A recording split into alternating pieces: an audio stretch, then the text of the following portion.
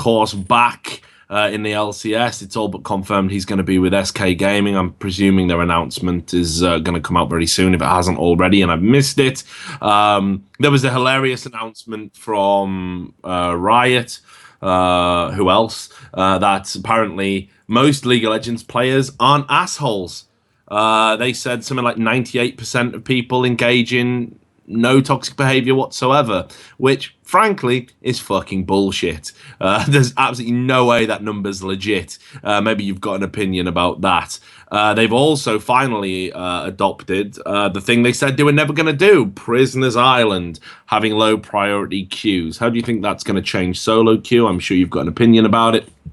In addition to that, Valve in CSGO are now talking about individualizing these stickers. For those that don't know, you could buy stickers as part of a merchandising package where what you did was you bought the sticker, you slap it on your virtual gun, and the money generated from that goes to Valve and the team that you're a fan of. Now they're saying we're going to do it for individual players. Is that a good thing or a bad thing? In addition to that, we saw that the back in League of Legends, we saw that the college star pop star Adrian is going to be coming in and replacing Moore at LMQ. Is that a good move or a bad move? Seems to me that we're getting closer to eSports being a bit like a real sport. We've got people coming through collegiate teams into the big leagues. Isn't that great? We saw Parting beat Flash in the end of the Home Story Cup in StarCraft. And of course, the oldest of old stories, we saw a German Counter-Strike player banned for cheating. Simon SMN Beck got banned and dropped from Team Alternate, banned by ESEA. I'm sure there's lots of things you want to talk about. And I must mention as well, my friends over at Team Fusion, which have had all sorts going on. They had accusations of conflict of interest going on because they were due to play Confusion and the game got dropped, and one of the players from Confusion was a live-in substitute for Fusion, and a lot of people were saying there was some jiggery pokery going on. And then after that, it turns out their starting support Glebe has had some serious health issues and is adjusting to a lot of medication, and I'll definitely be sending my best out to him. We had him on First Blood. He's a great guy. Get well soon, brother. Nothing but love for you. So anyway, Sam, my producer, you here? Yeah, I'm here. It's good. How you doing, by the way, this lovely evening? All right. I'm a bit tired. I've been producing other shows, actually. I've been cheating on you. I had to do more mainstream shows. Nothing gaming. It was like a porn discussion panel. Really? Yeah. You work in the porn industry, Sam? No.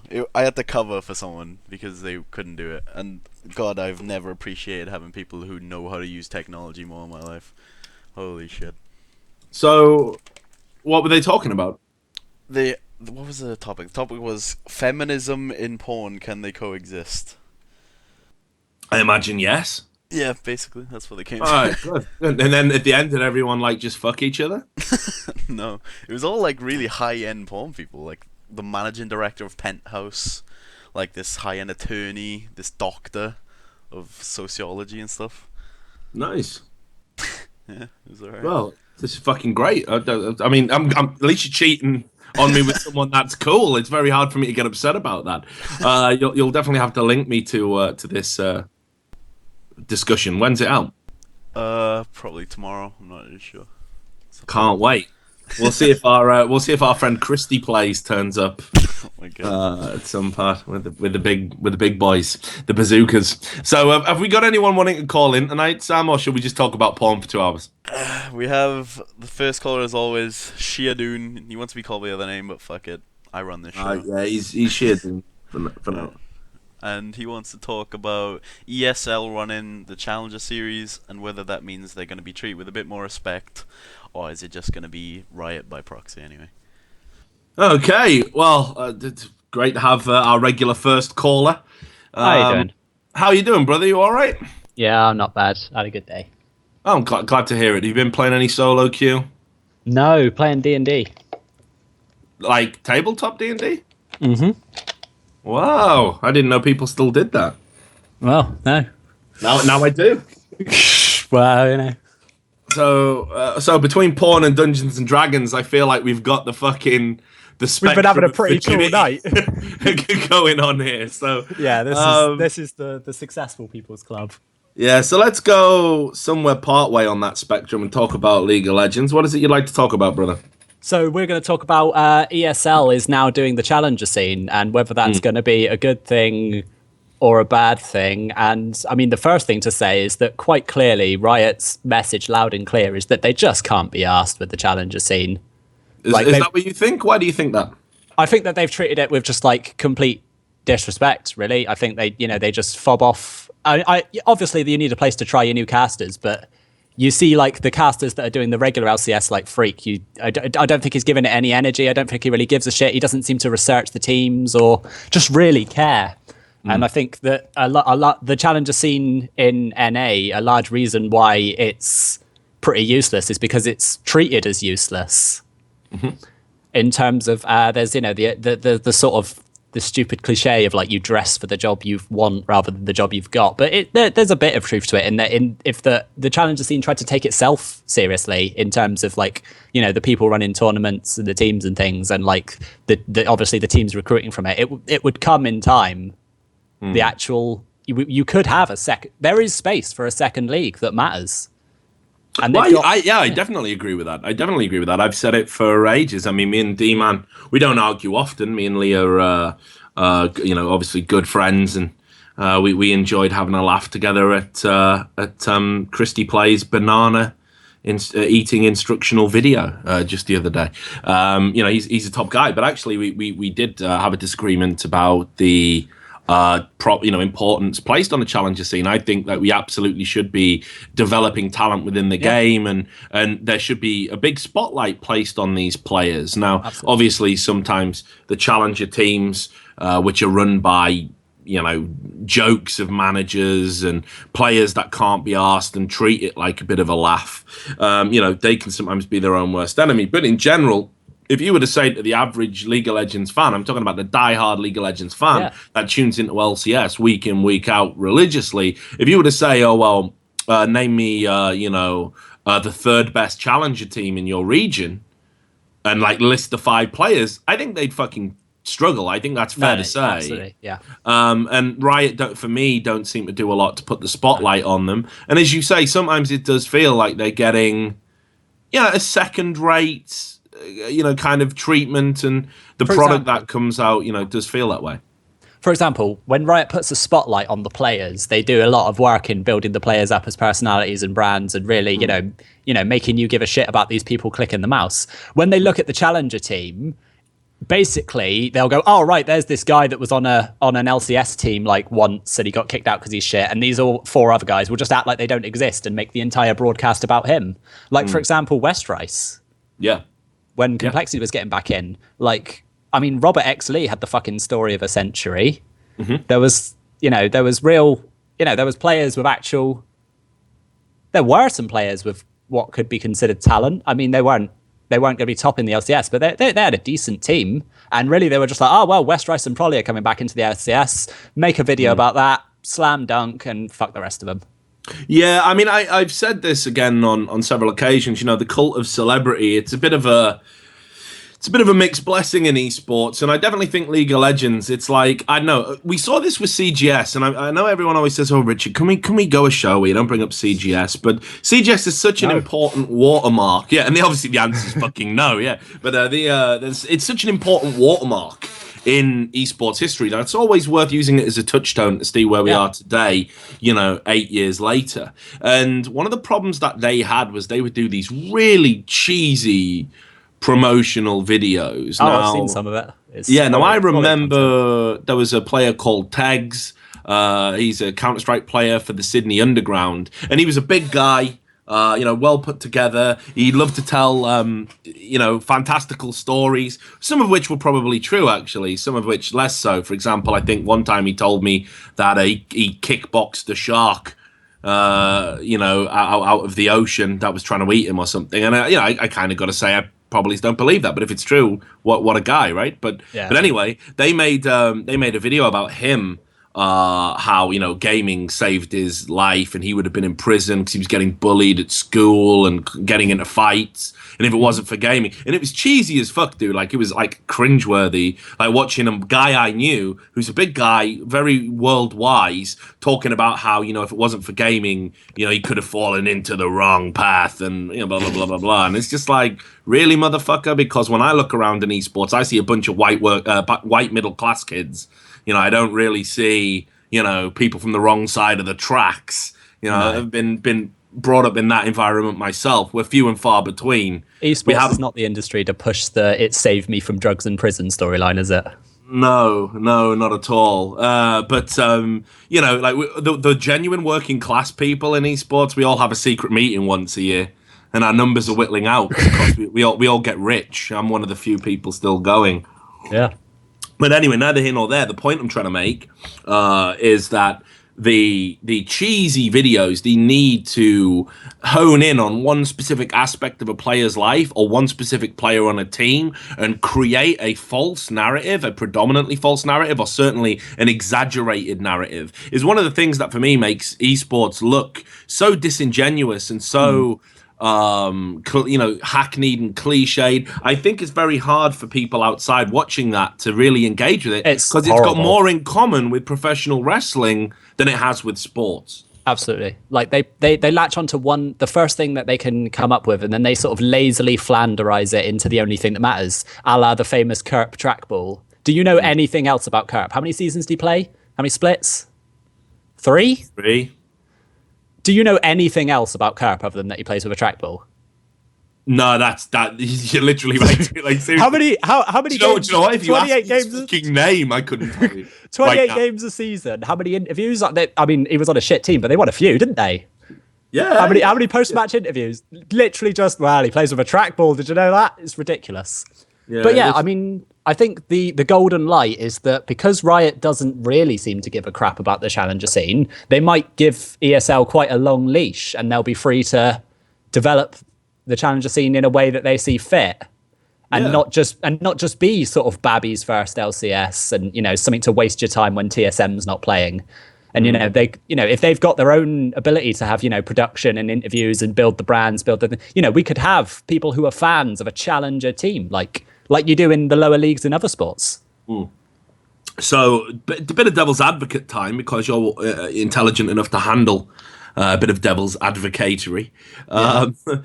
You know, what about the idea that actually, you know, Riot can only do so much, but predominantly they're interested in their product, which is their game, their league, and it should be down to the organizations to really position themselves and to get exposure. For example, it's really interesting when you work as a journalist in League of Legends, because what you'll find is you'll reach out to the big organizations and you'll be like, hey, can I do an article on you? And they're like, well, no, because we got Playboy and the New York Times writing about us now. So fuck anybody that's actually based in esports. We're aiming bigger. We haven't got the time because we've got to practice all the time or something. And, you know, unless you're one of the people that we've agreed and like pre-sanctioned to do interviews with, for example, the organizations that have got such agreements in place with on-gamers, we're not really interested in working with you. We've got enough on our plate. Yet when it comes to the challenger scene, they never reach out. They never look to fill that void. Like, I can't think of one organization. Like, the only challenger organization, I think I've had 2 in my entire time that have come forward and said, hey, would you like to write an article about us? And it's like, you know what? Actually, in the absence of being able to write anything about, like, you know, the nitty gritty of what it's like to be in TSM, because I'm not Harold Goldberg and I'm not going to charge you $108,000 for the fucking privilege, I'd actually really like to write some interesting content about the challenger teams. But my phone remains silent. The only people that have really talked to me about doing that kind of work has been Fusion.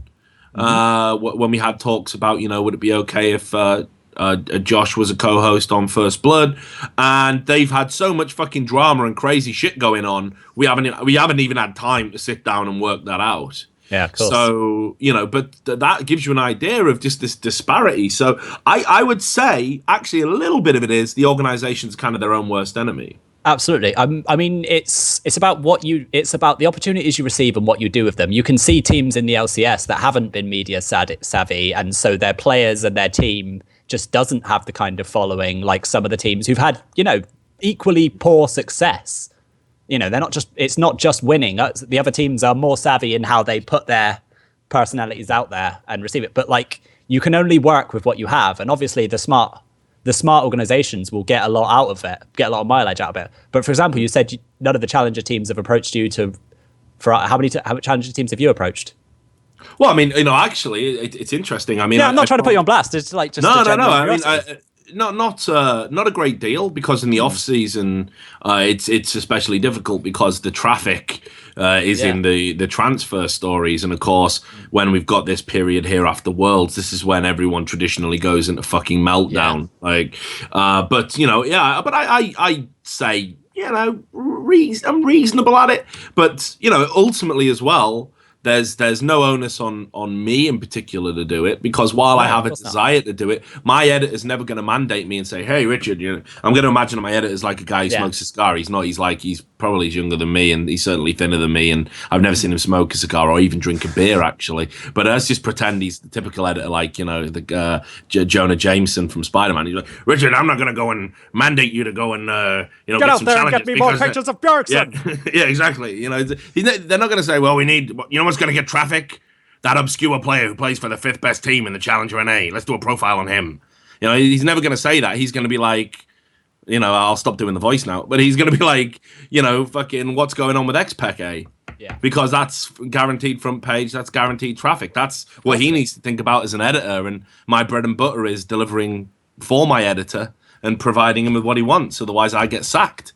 So, but here's the thing: if a challenger team comes to me and goes, "Oh, we got this interesting story," or "Do you think you could write an article about us?" Final 5 were the other guys that did it. They actually got in touch with me, I think it was, and actually through my Twitch channel, and said, "Dude, I'd love to come on a show, love to talk about the challenger scene, love to talk about our team, anything we can do together." And I'm like, you know what? That's awesome. It takes the legwork out of it for me. And so we'll definitely do something together. But, I think you've got to understand how to have a relationship with the press. Yeah. And a lot of these managers for challenger teams get so fixated on, let's get a gaming house and let's look pro and all of this. The superficial elements. Yeah, exactly. The superficial elements. Let's get a good logo. And, they don't actually understand that you can be very successful and gradually put those things in place and build up a media presence first. Yeah. So I mean, there's that.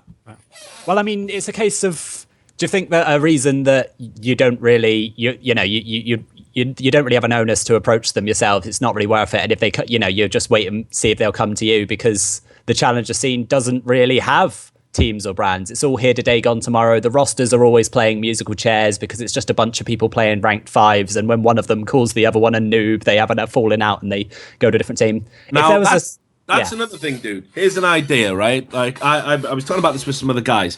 Everyone's gone absolutely fucking, wank happy over the prospect to watch players playing ranked 5s and stuff, Even the big streamers that aren't in LCS are kind of doing it now, I woke up this morning to have my cup of coffee and sat drinking it, going through my emails while I watched Trick2G play a ranked 5 game where he actually managed to annoy one of his own players so much by refusing a team fight that he didn't want to play anymore, which I thought was brilliant. But and they still won the game because of the gates. The gates were open. So why don't Riot put something in place so instead of being able to click a button and watch just a high ranked game of randoms on, which is what they've got in place at the moment, why can't we watch ranked 5 games? I know there's no demos or replays yet, which, I don't think we'll ever see that as things stand. I think I'm going to stop you. I think we're living in a fantasy land if we think that Riot's going to implement features into the client. I think we're just going to have to sidestep that discussion and look for other solutions, really. But if you can put it in so you can click a button and be like, even if just someone does it off the back of a website, there is abilities to watch, to sneak in and watch games right now. Rather than using it to watch players in solo queue, why doesn't someone set up a website that just has all the current ranked 5s matches on it? Yeah, exactly. Now, and I think there would be a lot of value in somebody obtaining the rights to broadcast those and to commentate over those. Hell, I've even thought about it myself. I've thought about me and Broken Shard. You know, if there was a way to do it and we could find out when ranked fives are being played, we'd commentate over some ranked 5 games and try and generate some grassroots level hype for these teams. So before we even get to Challenger, we know who these players are. We know what the form is. If those teams had the feeling that people gave a shit about them, they'd be less likely to break up and not even make it to the next promotion, which a lot of teams do, because you're just plugging away for 6 to 9 months and you just don't, you know, there's just this, there is the light at the end of the tunnel, but you've got no idea whether you're actually moving forward or not.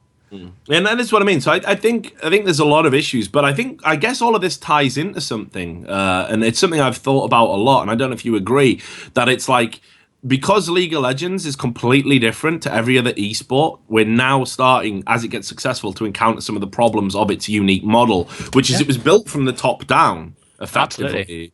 They threw money at everyone.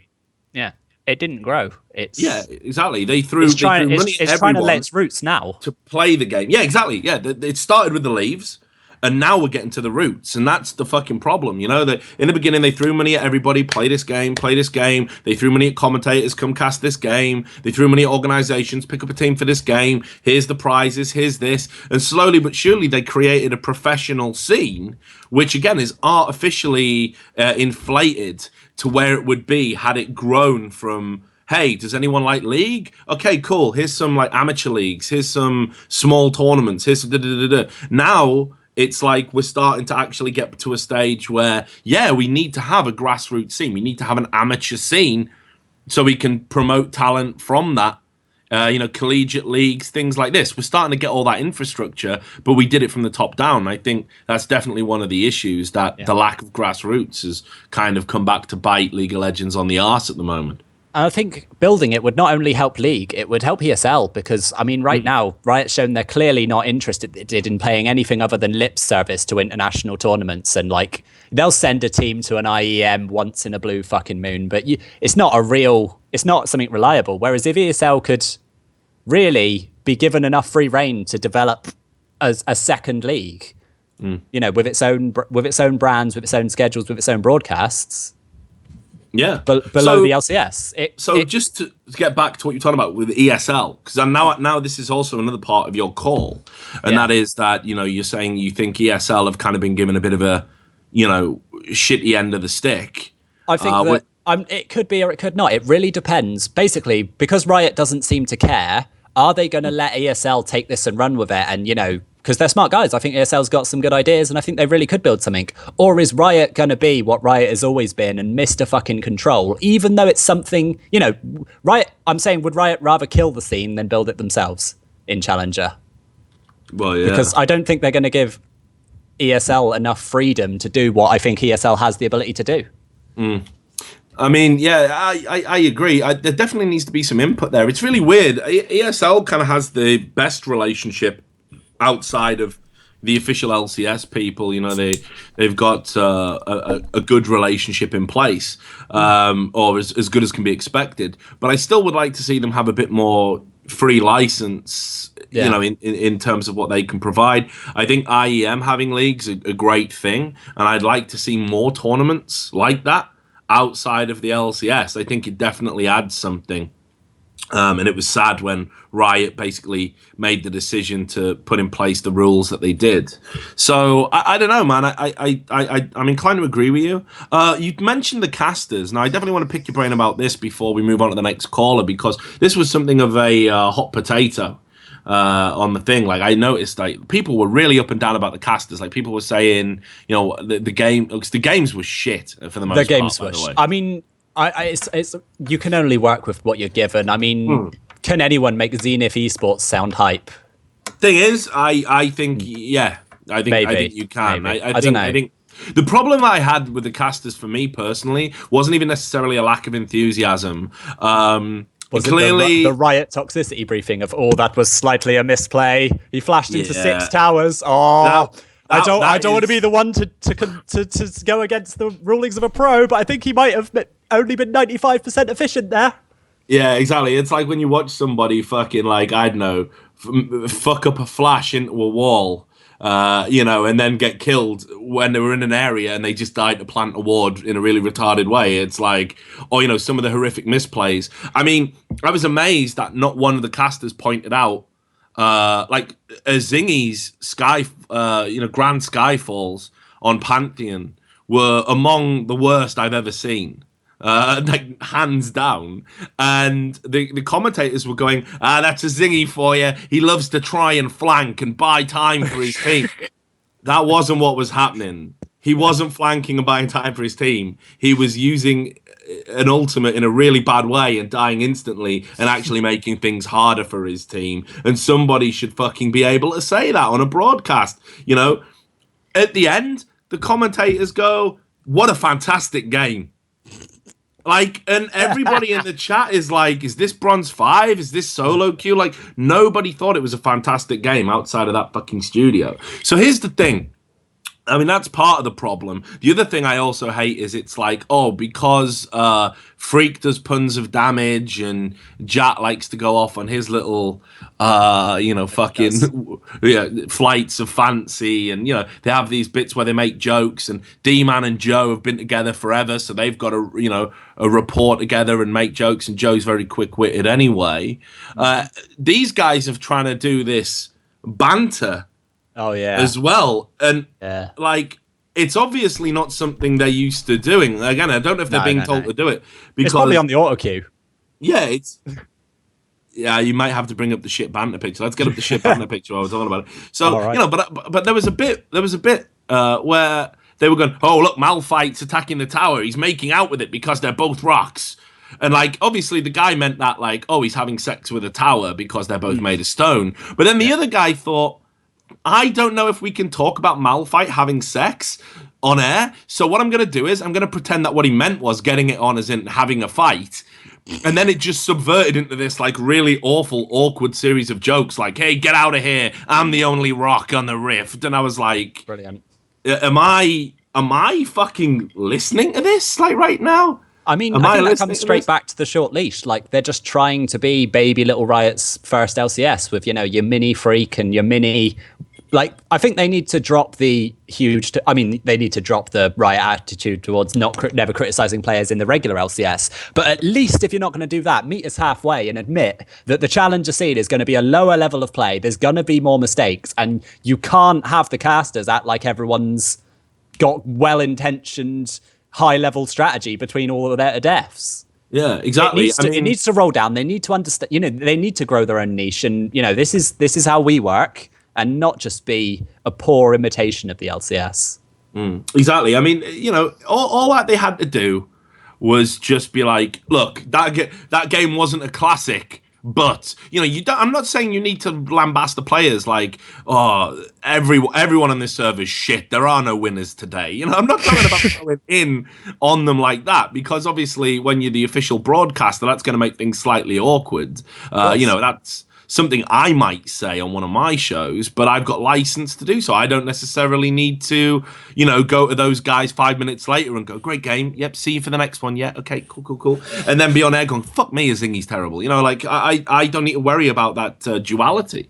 But we should be able to say, for example, when you broadcast football matches in the UK, when they broadcast the FA Cup and you start with the non-league teams, the commentators don't go there and go, oh, well, this John Evans from fucking Shitchester United, could he be the next Messi? No, he can't.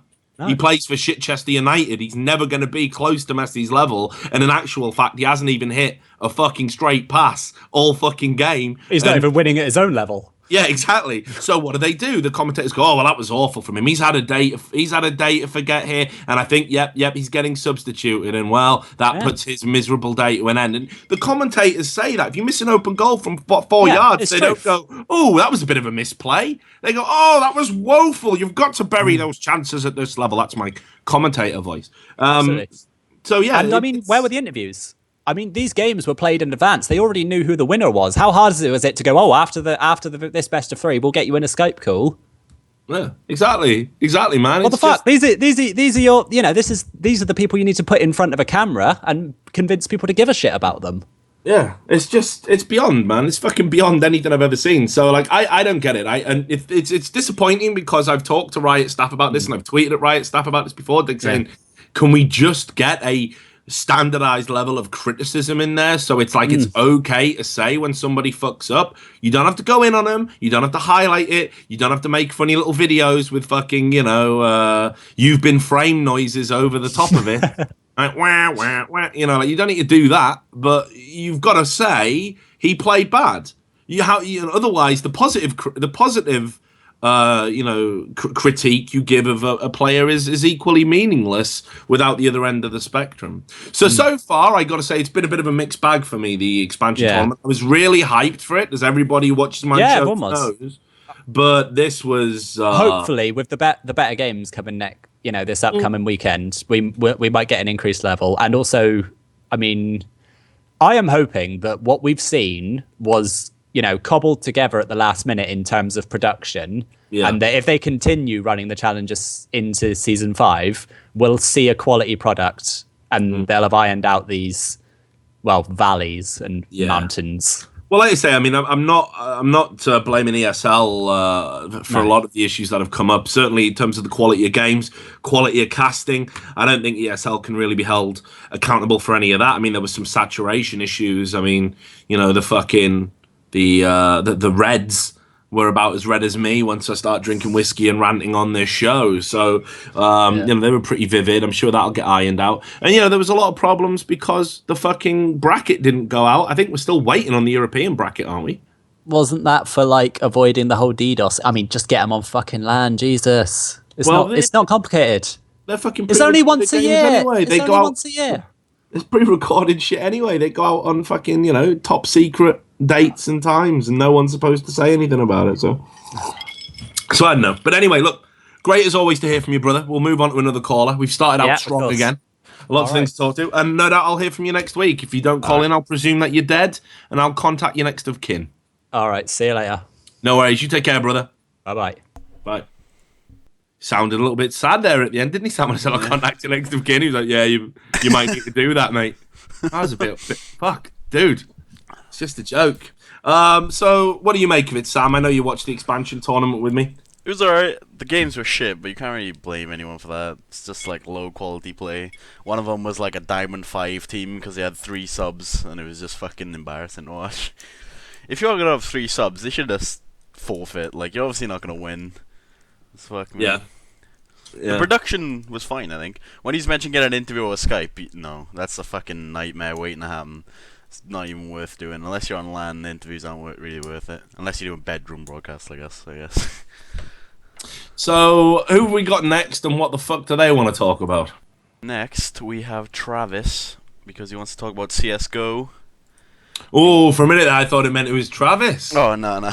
Because actually, do you want to know what's funny, Sam? Travis heard your remarks about his interviews. What did he think?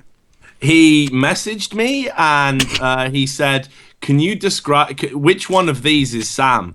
And he sent me 3 pictures of varying degrees of hipster twat.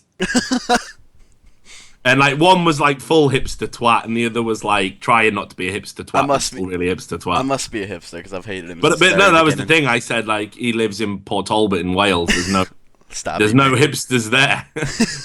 Fucking none of that. If you walked around looking like that, you just get fucking murdered. To be fair, remember this show is comedy. Maybe they go a bit harsh, but his interviews are a bit. Well, what was it you said? You said shit bronze level interviews. I think so. Pretty much, yeah. I said he was taking the mainstream dick with his shitty interviews. Did you regret those comments now, Sam? No, not really. So, who's the next caller? Is Travis, CSGO? What does he want to talk about? He wants to talk about Dazed and Steel getting kicked from iBUYPOWER. Nice, okay, bring him on then. We got a CSGO call. Fuck, the numbers are going to drop. It's over. The dream's over. Hey, how you guys doing? Yeah, can you hear me? Yeah, I can hear you. What's up? Not much, man.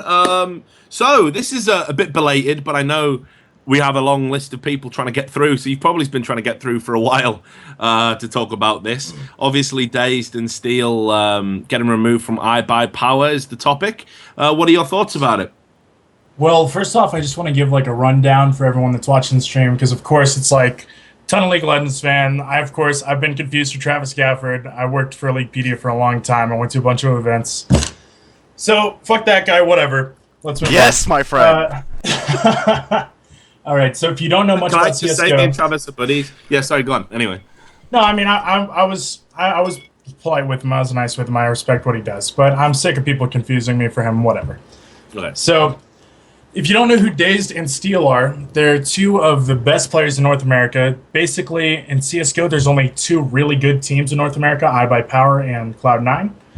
And for iBUYPOWER, Dazed is the in-game leader. So basically, imagine you're a League of Legends fan, you know nothing. So he's like the shot calling of High, but with like the skill of Bjergsen and like the notebook from Lemon Nation, right?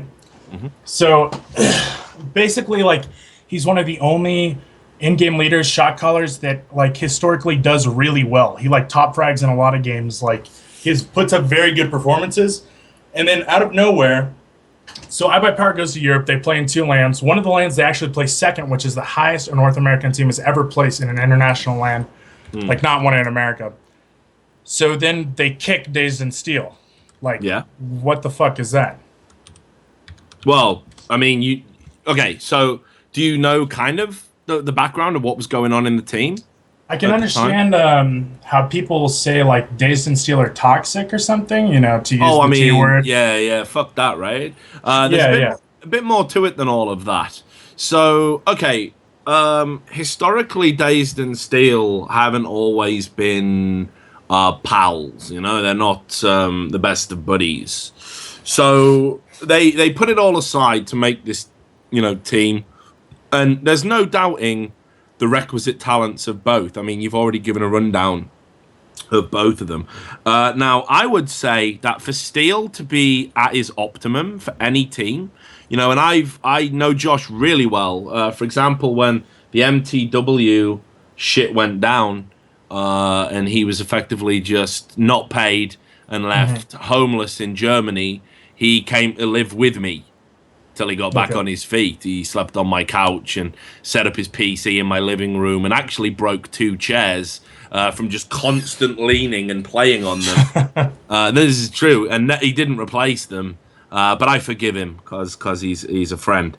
But yeah, he wouldn't even come out. I was like, dude, do you want to go? No, I've got to practice. Like, he totally focused on CS. So he for me to be at his best, he needs to be the caller in the team. He reads the game incredibly well. He's a great tactician, and I think his strengths lie in 2 things, and that is his tactical analysis of the game, which is why he's been a really successful observer, and his motivation when he wants to be motivating. When everything else around him is right and perfect, he can be, surprisingly, a really motivating presence in a team. He can also be the worst. But generally, that's when he's not in charge, he's not calling the tactics, but he has that potential to be a real motivating presence.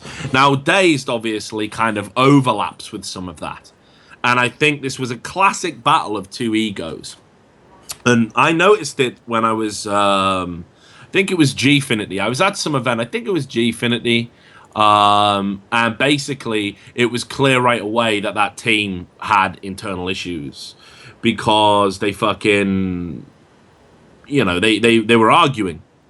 You know, every time, they were arguing when they were winning rounds, even. So they would win a round and you would just hear them like, you know, oh, well, there was no need for me to die in that round. It's like, yeah, but you won it, dude. And it's like, yeah, there's no need for me to die, and da-da-da. And they were like arguing back and forth. And then the Dazed was the caller at that point. And Steel said, I need to be the caller, basically. That's going to be good for the team. When Swag joined the team, I did read an interview where Steel basically talked about how he was going to be taking over the shot caller role, and Dazed wanted to kind of sit back, see where he could make certain calls to keep like a more open mind. And that seemed like kind of PR bullshit for like, we have 2 shot callers and we only really want 1. Yeah. So what happened after that was they obviously go to these events, and I think they won them. They won ESEA, right? Yeah, they won ESEA, and they got second at the most recent Face It LAN. So you know, they were doing really well with Steel as a caller. But, and again, this is absolutely true. I'm sure Dazed will come out and say I was lying, just like with you know, the Shazam and the match fixing stuff and how it wasn't. You know, I'm sure he'll, if he ever gets wind of this, he'll say it's bullshit. It's not bullshit. It's absolutely true. What was happening was during games, like Josh would make a call. Still will make a call. He'd be like, okay, we're going to go 3 long. You know, one of you hold mid, the other backstab round at B, just for example. And immediately after he would call the strat, Dazed would be like, just on comms. Just making these like groaning noises. Like he just didn't want to fucking do any of the strats. Sometimes it was even worse. It would be like Josh would say, we're going to go long. And he'd be like, I'm not going long. Fuck that. You're going to get us all killed. Fuck it. And he would start calling over the caller. And you heard, I think during the ESCA LAN event, you could hear the comms, and they were arguing and bickering and fighting, and it was worse than it was before. Dazed felt like he'd been kind of usurped. I think he felt he would do a better job. And, you know, it was a clear power struggle in the team. But it was working for them, even with that dynamic present. Yeah, I think it's interesting because now they're also forming a team together. They have 6 members, so I'm not really sure if one of them is going to sit. But like Frost, TCK, Neil, Dazed, and Steel is the team. And yeah, because I've watched a few streams. I think they accept that there's a real limited amount of talent in NA, and they need to be playing together. But you know, this whole kicking them thing, I think, was a culmination of basically. I'm pretty sure Dazed didn't see the kick coming. I'm pretty sure he thought everyone was going to kick Steel. Like Steel had said that he was going to stand down from the team anyway, and I think and he was like, "Oh, it's going to be all good. It's going to be fine." But basically, due to the way Dazed had been during that period, I think management and some of the players kind of felt, well, you know what? Is this the guy that we can rely on in a bind? Is this the guy who's going to be a fucking team player? And so away he went. You know, he had to go. And say what you will about iBUYPOWER, they're managed really well, actually. You know, I got a lot of respect for their management team, and I think basically they made this decision to kind of remove, again, using the T word, the toxic elements from the roster, even if it means that on paper they were a weaker team. You know, I read Dazed's version of events, and I watched his vlog when he put it out, talking about how hard he worked and stuff like that, as if that makes you immune to being kicked if you're also being an asshole. Yeah. Which, of course, you know, in teams, it's got to be a bit of both. You've got to be hardworking, and you also got to have that level of respect for your fellow pros. So, you know, I know how Counter-Strike works. Everyone will come out and actually now say, oh, yeah, there was never a problem. We're actually the best of friends, and we'll just wait for the next argument to happen. But definitely there was something really wrong in that team. They didn't have the right blend of personalities for it to work. Yeah, it seemed like they just had 2 shot callers and then just 3 people that apparently were silent the entire time. From what I can tell, watching their streams personally and from watching Dazed's vlog, like Swag, AZK, and Skadoodle were just like mutes during the game. Sometimes Swag would call like a mid-round thing, but that was kind of it for him. Yeah, exactly, dude. And I think, you know, it's just ridiculous because for the last few years, I think there's been the potential for a really strong NA team, But what's killed that possibility hasn't been lack of talent. It's been that there's this group of old guard players that feel the need to almost kind of like, because they're well known and they've got the reputation and they've got the connections, they're the gatekeepers in a lot of ways, and they could probably do something if they could all play together, but they can't and won't. I don't remember where I was hearing that, but there's like multiple cliques. So like Semphis and Hiko have like their own clique over here, and then like Dazed and his friends have their thing over here, and these players could form together and they can make like an incredible NA team, and they could be like, I mean, you saw iBUYPOWER get second at Face It. Like, that's no easy task. No, fuck no, like, that was stacked. Yeah, I mean, they only lost to Fnatic, who's like the greatest team in the world right now. Yeah, exactly. So this is what I mean. So again, so much fucking potential. And it's that word that we use all the time when we talk about North American teams. You know, so much potential, but again, personality's getting in the way. And, you know, if they could all just fucking drop the ego, stop the bullshit and the shenanigans, stop looking for shortcuts. Like, I gotta say, I do think a large part of it was that we're still feeling the effects of the glory days of American Counter-Strike when there was so much money in the game, big organizations that transitioned into CSS, and then boom, with the collapse of CGS and subsequent other problems that have happened in the league, I think a lot of these older players are still living in a fucking fantasy land where they think they're going to get big money and they can behave and do what they want. But unfortunately, it ain't like that, and it's a shame because there's some really talented players in NA and some great personalities. If they could all play together, you know, it would be awesome. It'd be awesome for the scene. Yeah, I mean, the scene is going to naturally progress over time, but it's not going to hit random CGS investment all at once. And, like, the players, I don't know if they're thinking what they can do, but they need to make a big move if they want to start placing top 2 consistently in international events. Mm. Well, yeah, and that's the other thing as well. You know, the you know, international placements have been up and down, but do you know why that is? Like, this is my theory about that, and that is like, okay, so when you travel to a foreign event, and we all know going to a LAN is stressful anyway. You add a transatlantic flight into the mix. And that's, you know, double the fucking stress. You're staying in some cheap hotel because that's what you get given when you're a player. So a lot of the time you're bunking 2-3 to a room. Or, you know, worse, you get put in a fucking apartment and it's all 5 of you in a close proximity the entire time. You play together, you work together, you fucking stay out there together. You're jet lagged, you're tired, you're cranky, and then people are expecting you to go out and compete. You're arguing in game, you come off, you go to social media, everyone's calling you a fucking scrub, and people just snap. If you haven't got that level of togetherness as a unit.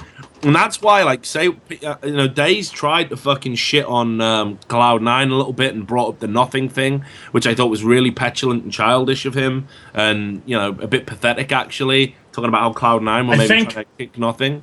Yeah, so I think the interesting part about that is I actually watched this series called The Hype. I don't know if you know it. It's with Dust Moret. Yeah. He does interviews with North American players. And before the previous ESEA LAN, like 2 LANs ago, this is in like late July, I think, he interviewed Simphis from Complexity and then now Cloud9. And he was talking about how Complexity, they didn't get to practice much because nothing was such a big star in his own right. He was getting flown out to E3 by Titanfall. Like, he was ignoring the team. Like, he wasn't actually being able to practice with them. So, yep. I mean, I think it's like a little childish of Dazed to bring it up, but I also don't think it's trudging up too much that hasn't been said before. Yeah, true. I definitely agree with that. But what I would say is, you know, like Cloud9's togetherness as a team.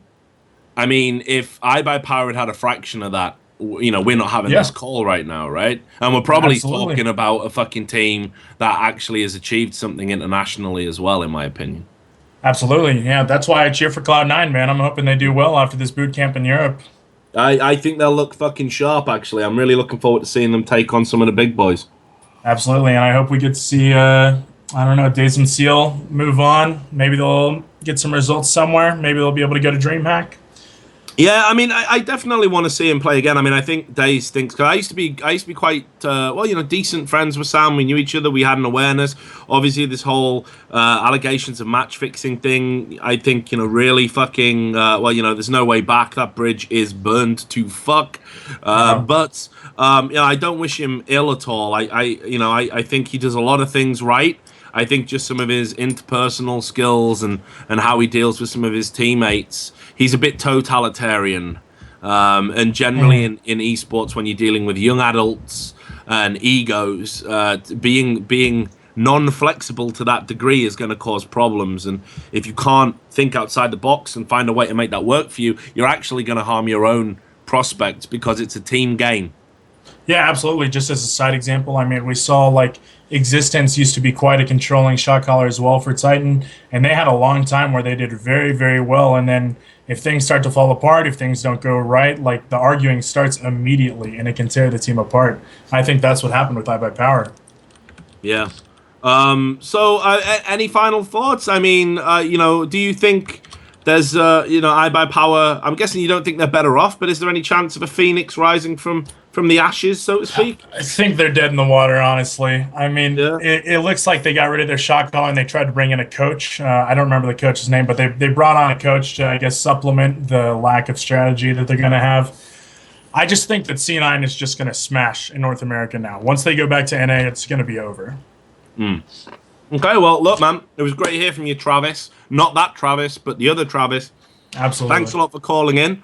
And anytime you want to call in about CSGO, you know where to find us, brother. All right, great. Sam, thanks for having me on. Richard, thanks for having me on. Have a good day. No worries. You take care, man. Catch you later.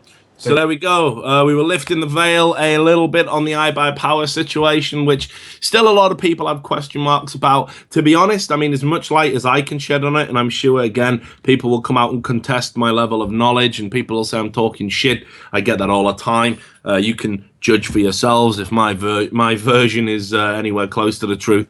But you know, we'll never get the full story. Generally, what goes on in teams stays in teams, and ultimately, a lot of the time, we don't really need to fucking know. The bottom line is, I think iBUYPOWER as an organization might be better off, but as a team, who knows? Who knows what they're going to do?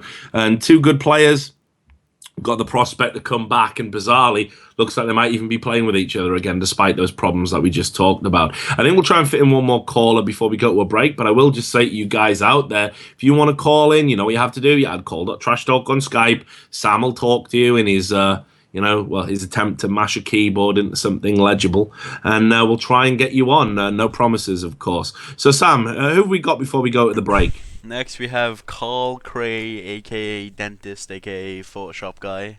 Nice. To talk about cheats, scripts, exploits in esports, evolution and backgrounds and motives, and the consequences in the future.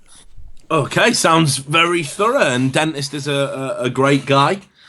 Smart guy as well. If you've ever seen me retweeting anything funny photoshopped, like for example, for the small price of $108,000, Richard Lewis will allow you to suck his dick or whatever it was.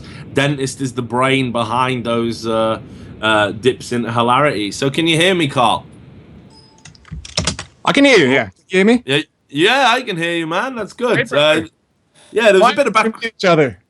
Yeah, there was a bit of background noise. I was worried. It sounded like you were making a call from a motorway payphone or something. Yeah, I do. It's Germany, bro. It's a bit different here. Near the autobahn, right? Okay, cool. Yeah. So you want to talk about cheats and scripts? This is in esports in general, not just Counter-Strike or League of Legends. Had it in League of Legends the last couple of weeks, a month or years, however you call it. But it's just another walk in the park in the esports business, if you ask me. Like, I'm 26. I've been in esports for like 15 years.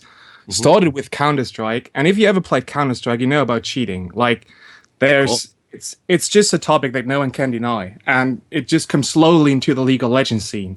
And what's happening right now, you wrote the article about the site Bot of Legends, I guess it's called. And I think, if you ask me, like the League of Legends community is just fucking goody good. Like it's always been. It's almost disgusting, because if you ask me, Riot has two ways of handling the situation. Either like talk it to death, like don't talk at all about cheating and scripting, or like go front row. And if you're in the Counter-Strike scene, you know what the front row tactic brings you. It brings just more attention to the cheating sites. The prices go up, and it's just a huge mess, like it is in Counter-Strike right now. So look, I mean, you're saying the League of Legends scene is goody-goody.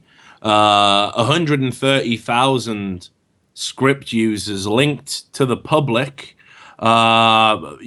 suggests that there is this growing demand for scripts and cheats. I got the list from the source because as people know, followed my work, I know a lot of people in the kind of hacking and cheat making industry, purely for journalistic purposes, of course. Of course. And I've written several stories where I've had that level of access, thanks to the connections I've got. For example, the Jason Duffy story, the guy who continually hacked Riot for all those credit card details and stuff. 500,000 hits. Yeah. So yeah, it was a big story. But now that apparently, I'm told from my sources, is the tip of the iceberg. That isn't even all of the users that have used Bot of Legends, and it isn't isn't even the go-to script that people use now. Apparently, there's several. I'm told several pros and several high-ranking players that aren't pros, but that have got there by using something called League Sharp. Which they, apparently they don't, retain any data or information. They're not interested in that. They just want to provide a good product for the people that want to use their scripts. And apparently that's the go-to script of choice for the high-level people. And a lot of people kind of got out, if you like, of the Bot of Legends and are now using that. And I don't think we'll see anyone leaked. Riot, for me, have had an interesting stance in that they've not... They never talk about these things. I made sure they got the list complete with IPs from the Bot of Legends leak. I made a point of doing it. I even used a Reddit moderator as a conduit for it because I'm sure you can imagine Riot don't take great pleasure in talking to me directly anymore. But I've made sure they've got the list.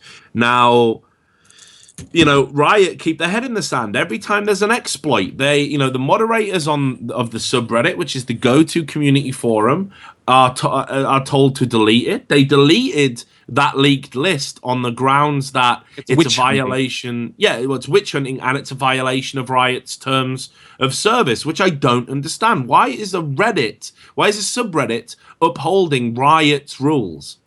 That makes no sense to me.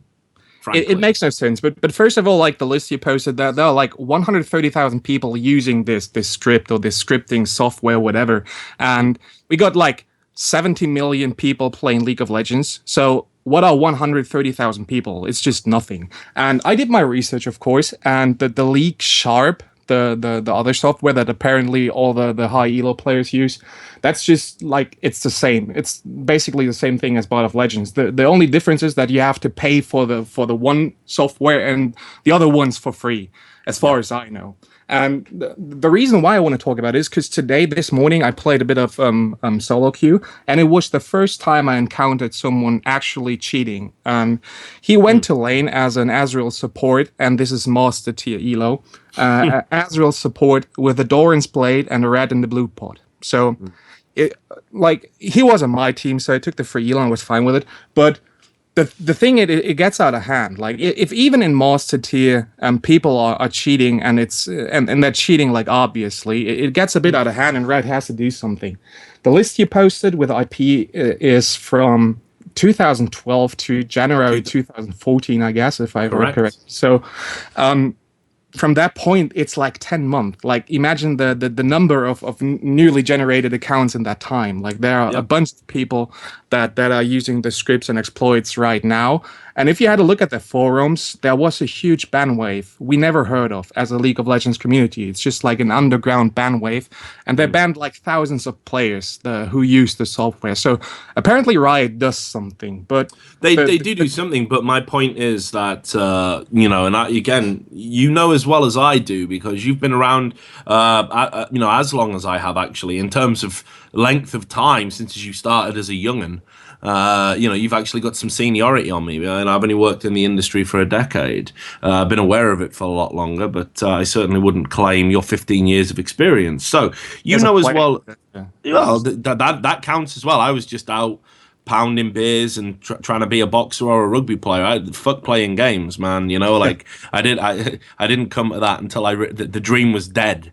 Of being a pro sportsman. But anyway, so the fucking issue I think we've got is that if you don't draw attention to a cheat, if you do not draw attention to an exploit, what happens is it goes underground, and it's, only the cheaters know about it, only the people that are willing to pay know about it, and the presumption is that, well, if it looks illegitimate as a play style, they must just be really good, because obviously there's an ignorance there. What actually helps get cheat get cheats beaten, and this is true across any professional game, is having the awareness they exist, making their existence public, and leaning on the developer, the creator of the game, or the creators of anti-cheat software to do something about it. This is the only way that cheats get fixed. So we will not talk about exploits on the Reddit forums is so counterproductive, because then people are talking about it on cheating forums, private forums.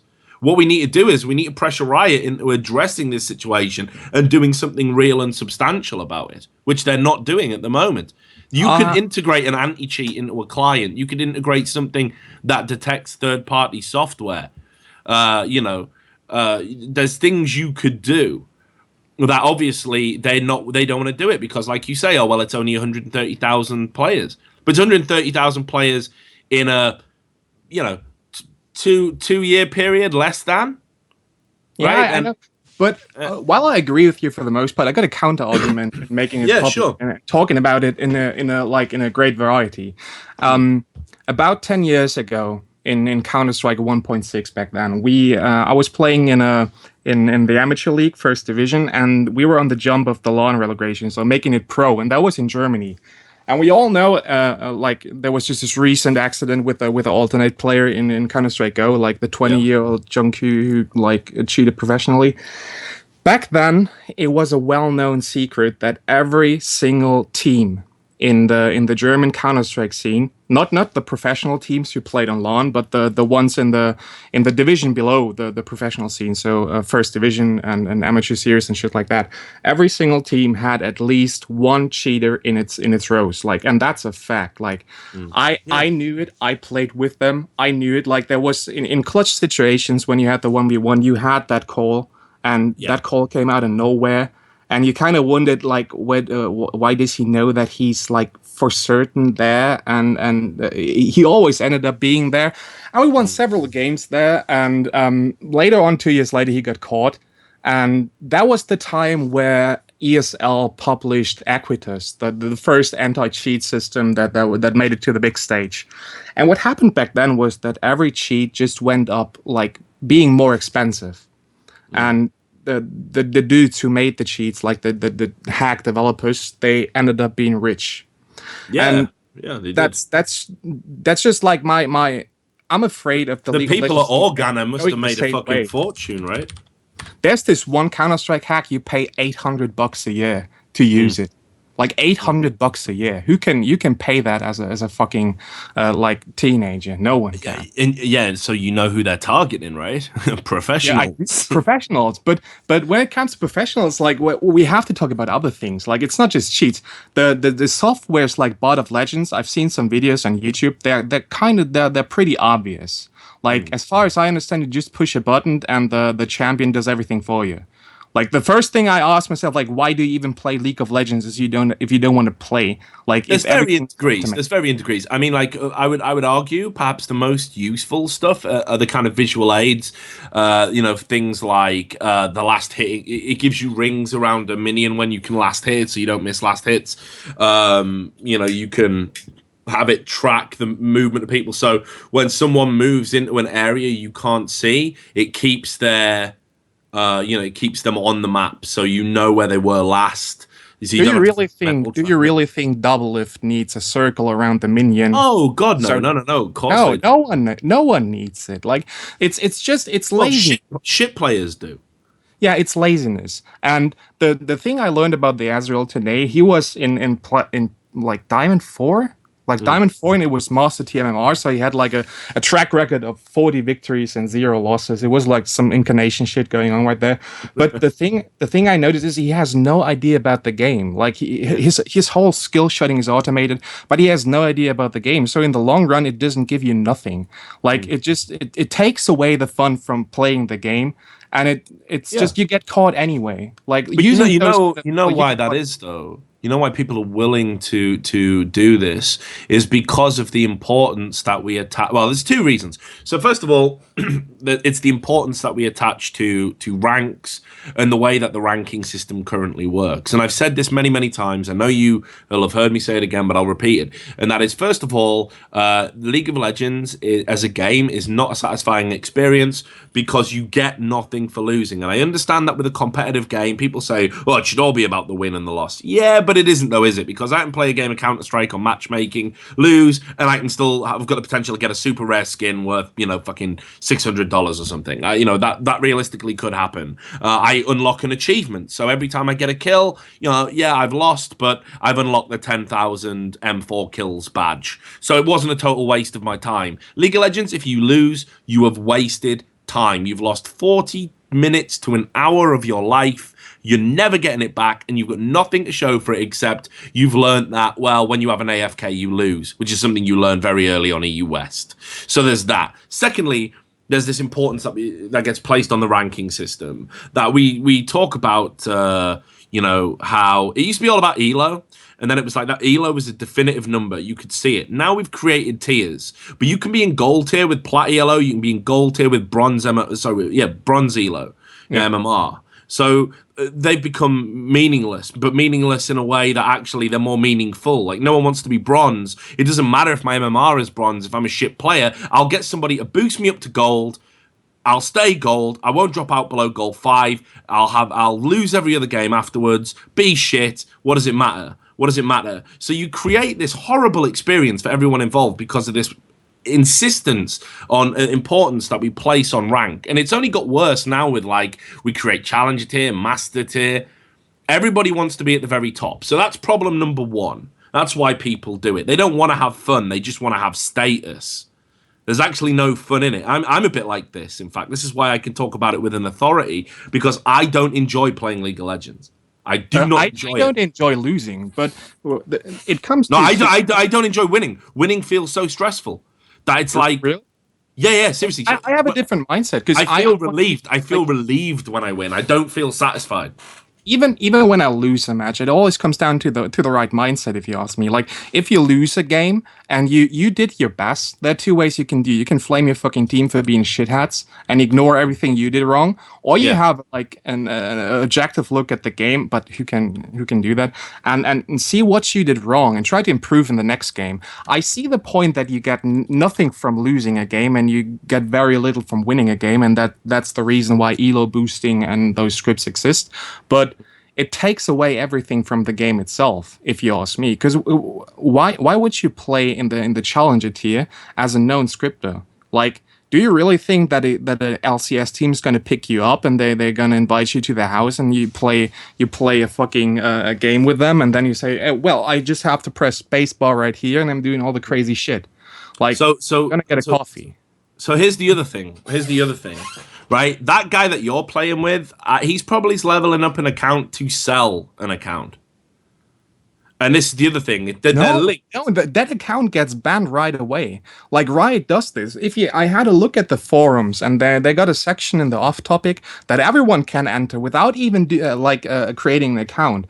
And there are ban discussions. Like, they discuss the bannings of their accounts, and every single one who uses an exploit gets banned like a week later. And the account is like the same. He played 40 games on that account. He won 40 games on that account.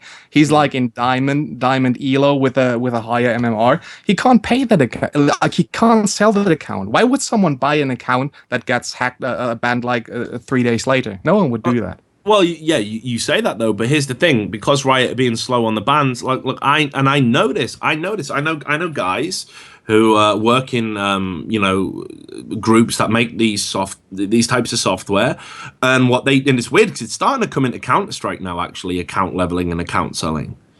People are leveling with Global Elite on using private hacks, and then they're selling the Global Elite count. That's so new at Counter-Strike. It's really interesting. But anyway, so with League. This is, and it happened with Hon as well before it. What people do is they script, they get it to a high level, and then they sell it on. And this definitely goes on. Now, you're right. Maybe these accounts are so obvious, they're going to get banned. But people that have got the brains and the wherewithal to do it a bit more subtly and not put that button where it's like you dodge every skill shot, you land every skill shot you throw out, and, you know, you've got the gank alarm that goes off and things like that. You know, there's a lot of people that will use their inherent skill and these augmented abilities through this third-party software to level an account to a high tier. Then they go on eBay, they sell that account, and I mean, you know, what prices have been coming down, but because of actually it's easier to level these days because of this software. That's what's actually tanked the market on accounts. You know, a few years ago, if you wanted to buy a Diamond 1 account, you were talking $1,000-$1,200. Like, seriously, Yeah. they were going for big money. Now, nowhere near so much. Yeah, $50. well, nah, it's more than that. I mean, you're still talking a few hundred. On but it's, eBay maybe, but not on the forums. oh, like, maybe not on the private forums. But then again, a lot of those accounts are hacked into. They're obtained illegally. They've got someone's login information and took over them. I don't know, but what do you think Riot should do? Like, should they go the Counter-Strike or ESL way? Like, just try to get involved with the scripters, like the developers of the system, and implement some kind of anti-cheating software into the client. I think Like, they've got make it. Riot's Riot's make biggest a problem for reporting ages- option. Riot's biggest problem for ages was they refused to acknowledge that this was even happening. I mean, they really refused to acknowledge it was happening. I remember, if I may even have parroted it myself, I'm pretty sure some Riot guys turned around and said, look, there's no cheats. There's no cheats. It doesn't happen. There's no third-party software that can hack, that can hack into the game. Blah, blah, blah. That's what they used to say. So because of that, it's grown, it's flourished. People have said, okay, then, no problem. They've created YouTube videos. They've shown it. There was one thing, apparently, which was there was a Zoom hack, and apparently it was like a sting operation or something. This is like in 2011. I think Riot did like a mini sting operation where it was like you signed up for this cheat, and it was actually Riot, and they banned some people off the back of that. Apparently that did happen. But now we know there's third-party software. We know these scripts exist. We know these bots exist. So why isn't Riot saying, okay, we need to wait and monitor it? Every time I see them on the forums, someone will come out and say, yeah, we know when people are cheating and we've got measures in place, but we can't say too much about it. Of course they know. If you have a look at the list, there are like 50, 60, 70 dudes with a Riot tag. And as far as I know, you only get the Riot tag in-game when you're working at Riot. There's no way you can create or name your account Riot Richard Lewis yourself. You're You're probably right. I did think that when I looked at the list, but equally as well, I know if you're just hacking and you don't give a fuck, you're going to wait and just see how long you get banned. But I have no doubt that some of those people are Riot staff testing out the script so they can feed back to their anti-cheat measurements. Obviously. But the point is, it's not very effective because, again, I know people that are using this script right now, like that are using it to fucking level up. When I did a video about it, got deleted off Reddit because they said we won't promote cheats, even though the video didn't promote it at all and was actually like a call to arms for Riot to do something, didn't link to the website or anything. Reddit mods deleted it because talking about cheats is taboo. Yeah, and I do understand why Riot doesn't want people to talk about cheats. And here's the reason why. When you have a look at the community of League of Legends, like right now you lose a game, you get flamed. Like the community is so toxic. Like, I hate the word toxic, but they're so verbal about other players that if like every single player would know that there is a way to cheat in this game.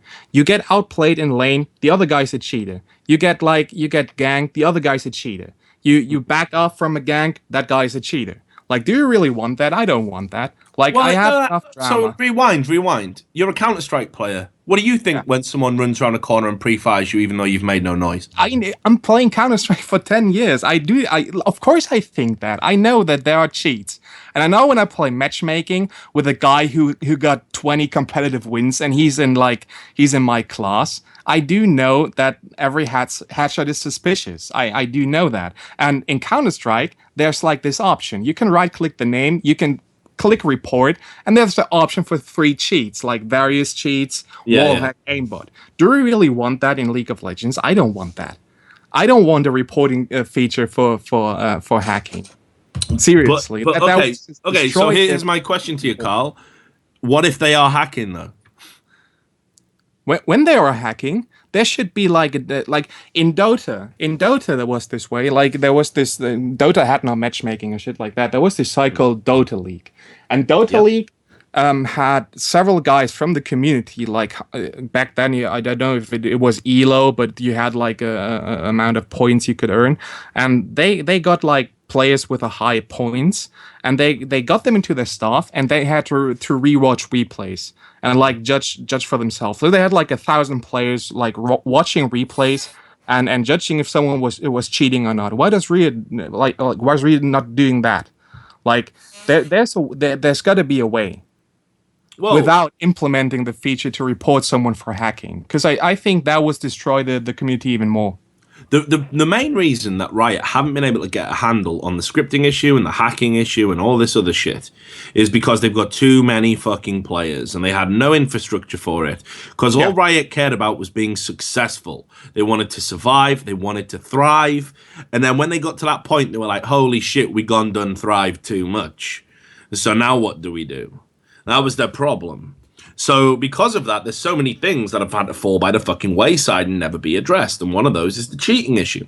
It was always going to come. It was always going to come. And it's only going to get worse from this point onwards. I mean, from this point on, like we're over the edge. Like from now on, it's like you can't stop it. Like there's going to be more journalists reporting about those cheaters. There's going to be more like developers who see the big money. And I'm pretty sure it's getting more extent. Like this first ban wave, this like rather large ban wave. That's the reason that hack is going to be more expensive in the future. I'm pretty sure about that.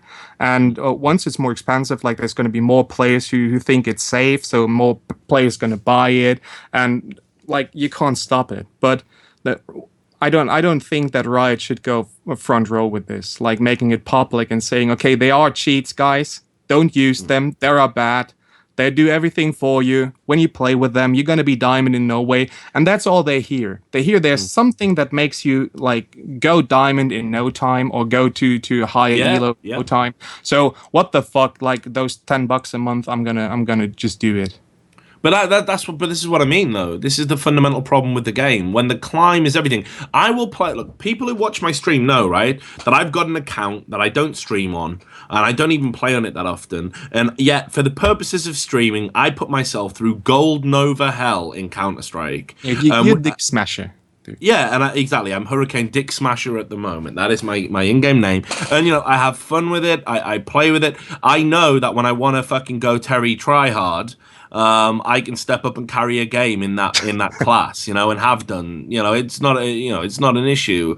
The problem is that like I don't feel the need now as a fucking man, you know, in my 30s to fucking be good at the game. But for a young guy who's like heavily invested in League of Legends, I understand the temptation because the climb is so horrible and random and depressing, and the game is so fundamentally unsatisfying just of itself, you know. And we get told all the time, like right when it's brainwashed into you that when you lose it's your fault, even so it's like you just look at it this way. Some kid playing League of Legends, he gets an AFK, right, and it's 4v5 and he can't surrender until 20 minutes and he's getting shit on and he's trying to do all he can to win and he can't win because there's an AFK, and you're not gonna, you win probably not even 30% of the 4v5s that you play. I mean, you know, it's probably a lot less, right? You know, let's say 10%, right? So he can't win. So he thinks, okay, fuck it. So he queues up again. Now he gets a troll. He gets one of those cunts with revive fucking teleport or whatever, and they just stack 6 MOBA boots and they just keep running mid and they go 64-0 and you lose that game. And again, you can win those games. I've won those games, but it's super hard. But you can win. All right? So right, so now he's lost 2 in a row. And then he queues up again. And now he just gets a feeder. He just gets a fucking spastic who can't play the fucking game at all and goes 0 for 10 in lane. And even though the other 4 players do everything right, the lead that he's given to his laning opponent just cannot be defeated because of the inherent mechanics in League of Legends. He's now lost 3 on a row. and he says to people, "You're not even going to believe the day I've had. I've had an intentional feeder. I've had someone who can't play the game.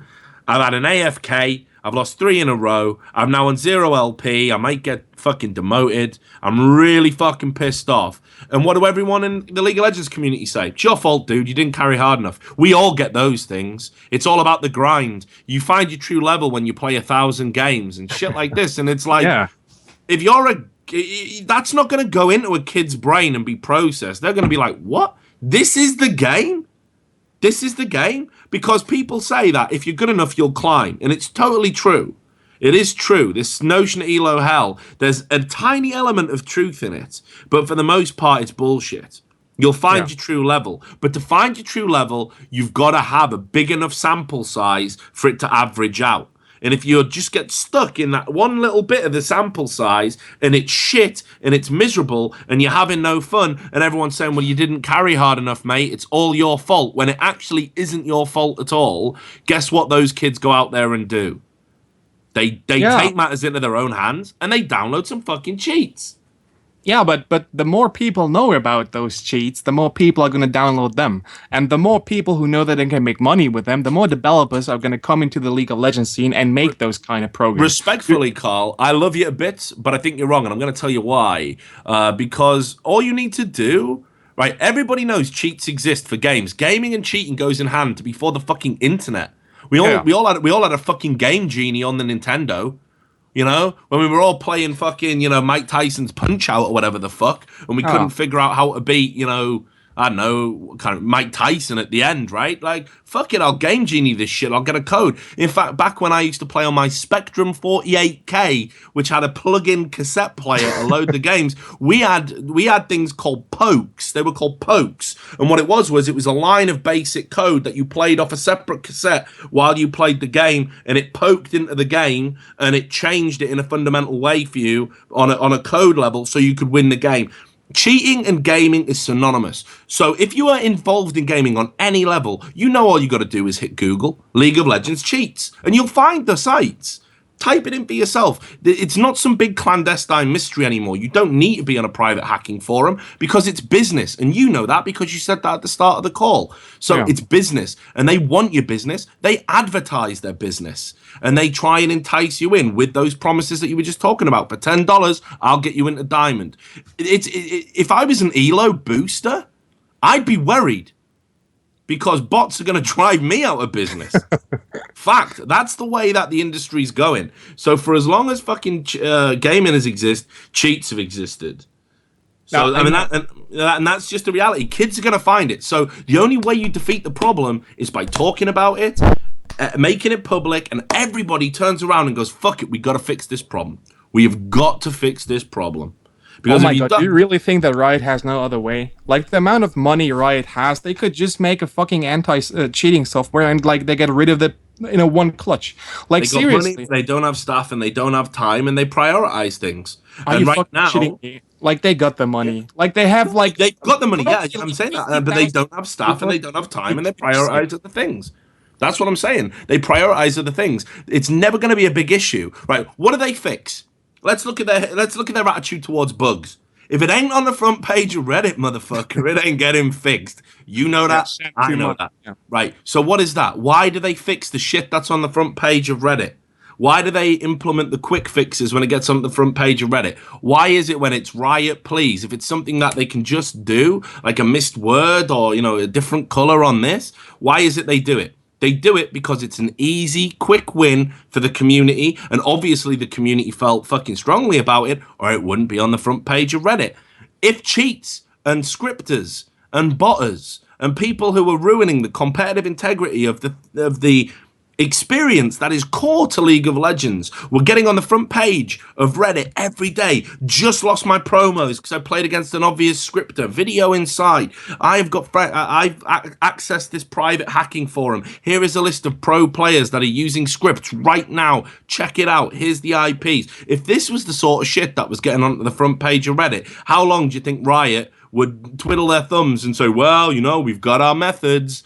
They'd have to address it in their usual over-the-top PR zero-tolerance bullshit. And they would. So you think that we have to complain more, like find a way to get front page on Reddit? Because that should be no problem. The only thing that the Reddit mods, like the Nazis, and I'm from Germany, I know what I'm talking about, are like bullshitting about is that it's witch hunting. So basically, all we have to do is just put out a list with like scripting sites or bullshit, and say do something about it. And the more it hits front page, the faster Riot's going to react. And just to give you a prime example, Carl, right? You know about that Blade of the Ruined King exploit that was going around. Yeah. Reddit mods were deleting those threads, and it was being suppressed, and the script was still happening. And I was getting linked to YouTube videos of people just, where you could just spam it, and then people could spam the ability without even having the item. And then guess what happened? One day I just woke up, check Reddit, 5 fucking posts, 6 posts on the front page, all about the exploit. Bam, hotfix, put in within 24 hours? That's how Riot operate. That's how they operate. They don't think that far ahead in terms of the little details, like whether me, you, or any other scrub out there enjoys a fucking game of ladder. They don't give a fuck about that individual experience. But when enough of us bandy together and complain, they will fix shit. That's the only way you can leverage Reddit. They got a player base of, what is it, like 75 million fucking registered accounts, probably more. 17.5 million active players every month, the most played PC game in the fucking world. Me and you don't matter. We're fucking minnows. We're minnows. We're tiny little tiddlers in a huge ocean of shit, right? They do not care. That's the West, my friend. They don't, exactly. They don't give a fuck. But if that subreddit with its over 500,000 subscribers and, the conduit, the hub for everything that's community-based, if they start getting wind that solo queue sucks, well, that's 500,000 users. That's a big chunk, all right? That's got some real potential. So they'll do something about it. And that's how it has to work. And this is why suppressing the information about cheats, suppressing the information about scripters going on, that is counterproductive. That's actually what Riot want to do. We shouldn't fucking tolerate that. And I'm disappointed in the moderators of the subreddit in not allowing us to have an intelligent adult conversation about it. I'm not saying, lol, do you want to use the exploit? But I'm saying we need to say this exploit exists. This is what's happening when the exploit is used, and it needs to be fixed, and it needs to be fixed right now. Because they fixed the Blade of the Ruined King exploit, but there's another exploit that's used in the same way, which also hasn't been fixed. With the red pod and the blue pod, and the pods in general. Yeah, the money one. Yeah, you can or money. Yeah, there's a money hack as well. So how do we leverage Riot to fix these things? You've got to be able to talk about it. That's step one. Yeah, I kind of agree with you in that way. But I feel like we agree on some points of the discussion, but we disagree on others. And I respect your opinion, Carl. You're an intelligent guy. But I'm just afraid that it gets overhand. Like if Riot really goes front row and says like overly aggressive, there are cheats. We gonna do something about it. Get your shits done. Because that's the moment when like the majority of the players are gonna use Google for it. Because I before that shit with the Blade of the Ruined King like a month ago, I haven't even thought about the idea that it could be any way besides a map hack, like you see the whole mini-map, to actually cheat in that game. It kind of blew my mind that there are programs out there where you just have to push a button and it does everything for you. That's like, I don't know. Yeah, dude, I know. It should blow your mind, but the point is that as long as losing is an unpleasant experience, people are going to want to win, and people are going to do all they can to win. If we can't beat dope cheats in athletics, if we can't beat steroid users in bodybuilding or NFL or NBA, or if you can't beat those problems in those sports with the resources they've got, we're not going to be able to beat them in eSports, not yet. And what we need is, in games that are developer controlled, we need the developer to take an interest and an understanding in the cheating aspect of their games, and we need them to try and deal with it. And that's what Valve have done.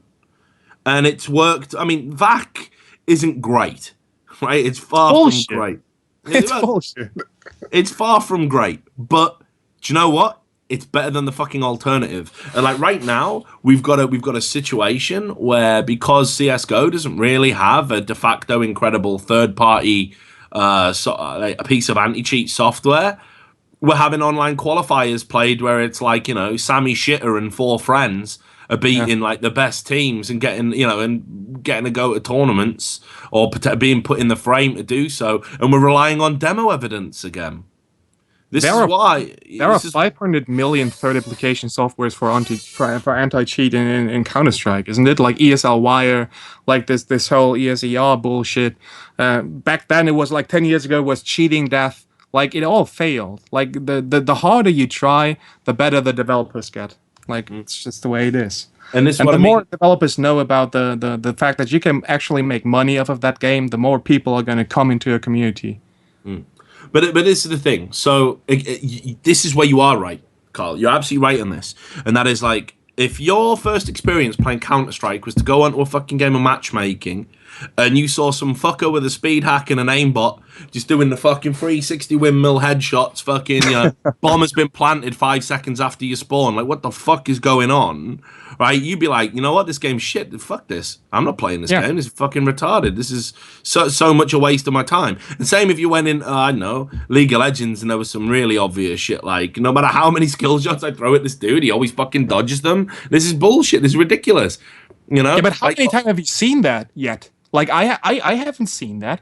I've seen that the first time today. I don't play at a high enough elo. Like, if you were scripting and cheating and you were in my elo, you're the worst player who ever lived, and you need to just, I don't know, like, I've played 2,000 solo queue games this season. I'm a fucking idiot. I don't know why I played that many games, but I haven't seen a single person who's doing it the obvious way, except for today.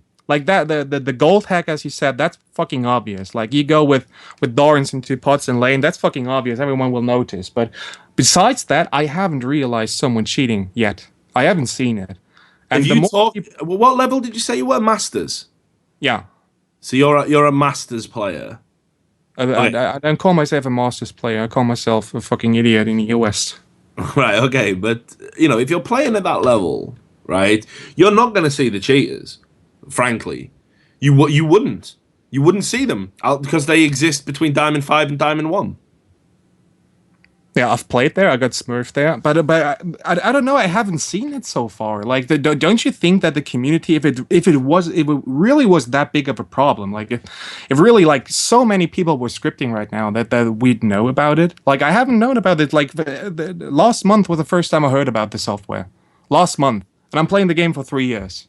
I'm liking this. I'm liking this as well. Like V-Man in the channel, and he's chipping in, so I'm keeping an eye on what he's saying. But no, look, I think it's probably it's going on a lot more frequently than you think. Now there was no smoking gun that I can see on that list that got leaked, but I will wager fucking dollars to donuts. And I like both. But I'll wager dollars to donuts that in the same way that I knew professional players in Counter-Strike Source that used to just cheat in their spare time with private hacks that couldn't possibly be vacked because they were the only people that had to cheat. They were custom made specifically for them because they couldn't be fucking bothered to have to try in their spare time. I will guarantee you that there are non-streaming pros right now who will have used bots easily just to get the levels, because why the stress? Like, I'm going to get there, but why should it take 200 games when it can take 75? And that's what I mean. Pretty bold statement. It's a pretty bold statement, but again, there's two things I know about, probably the only two things I know about, eSports and human nature. And certainly human nature is that it's a rare person that doesn't like to take shortcuts. It's a rare person that doesn't like to that doesn't like to do things the easy way, because time is limited, effort is limited. We're not really cut out for the long haul. The human mind, we don't do it. Some people do, obviously, but the majority of us, you only need to conduct some very basic social experiments to realize that if you put someone in a fucking room and say, okay, well, do you want to work hard at this? or or for the same pay, actually no no. one's going to know you did fuck all. You can just have a nap and have a snack and go home in 9 hours. Like, what are you going to do? In fact, I remember when I used to get put in charge of an office. And I consider myself a hardworking guy. Like, I work pretty hard in fucking esports. But when I was in a job that I actually couldn't be arsed with and had no inspiration for, so when I was working in this office job on every third or fourth Saturday, like the senior management had to take control of the whole building. Now, typically on a Saturday, I was hungover as fuck. So what I would do is I would come in, right? I would come in like literally lies, like piss holes in the snow, like really bad. And I'd look around the office and I'd find the bright, bushy tail wannabe, the person that wants that fucking promotion. I'd come up to him and I'd be like, what's your name? Simon? Is it Simon?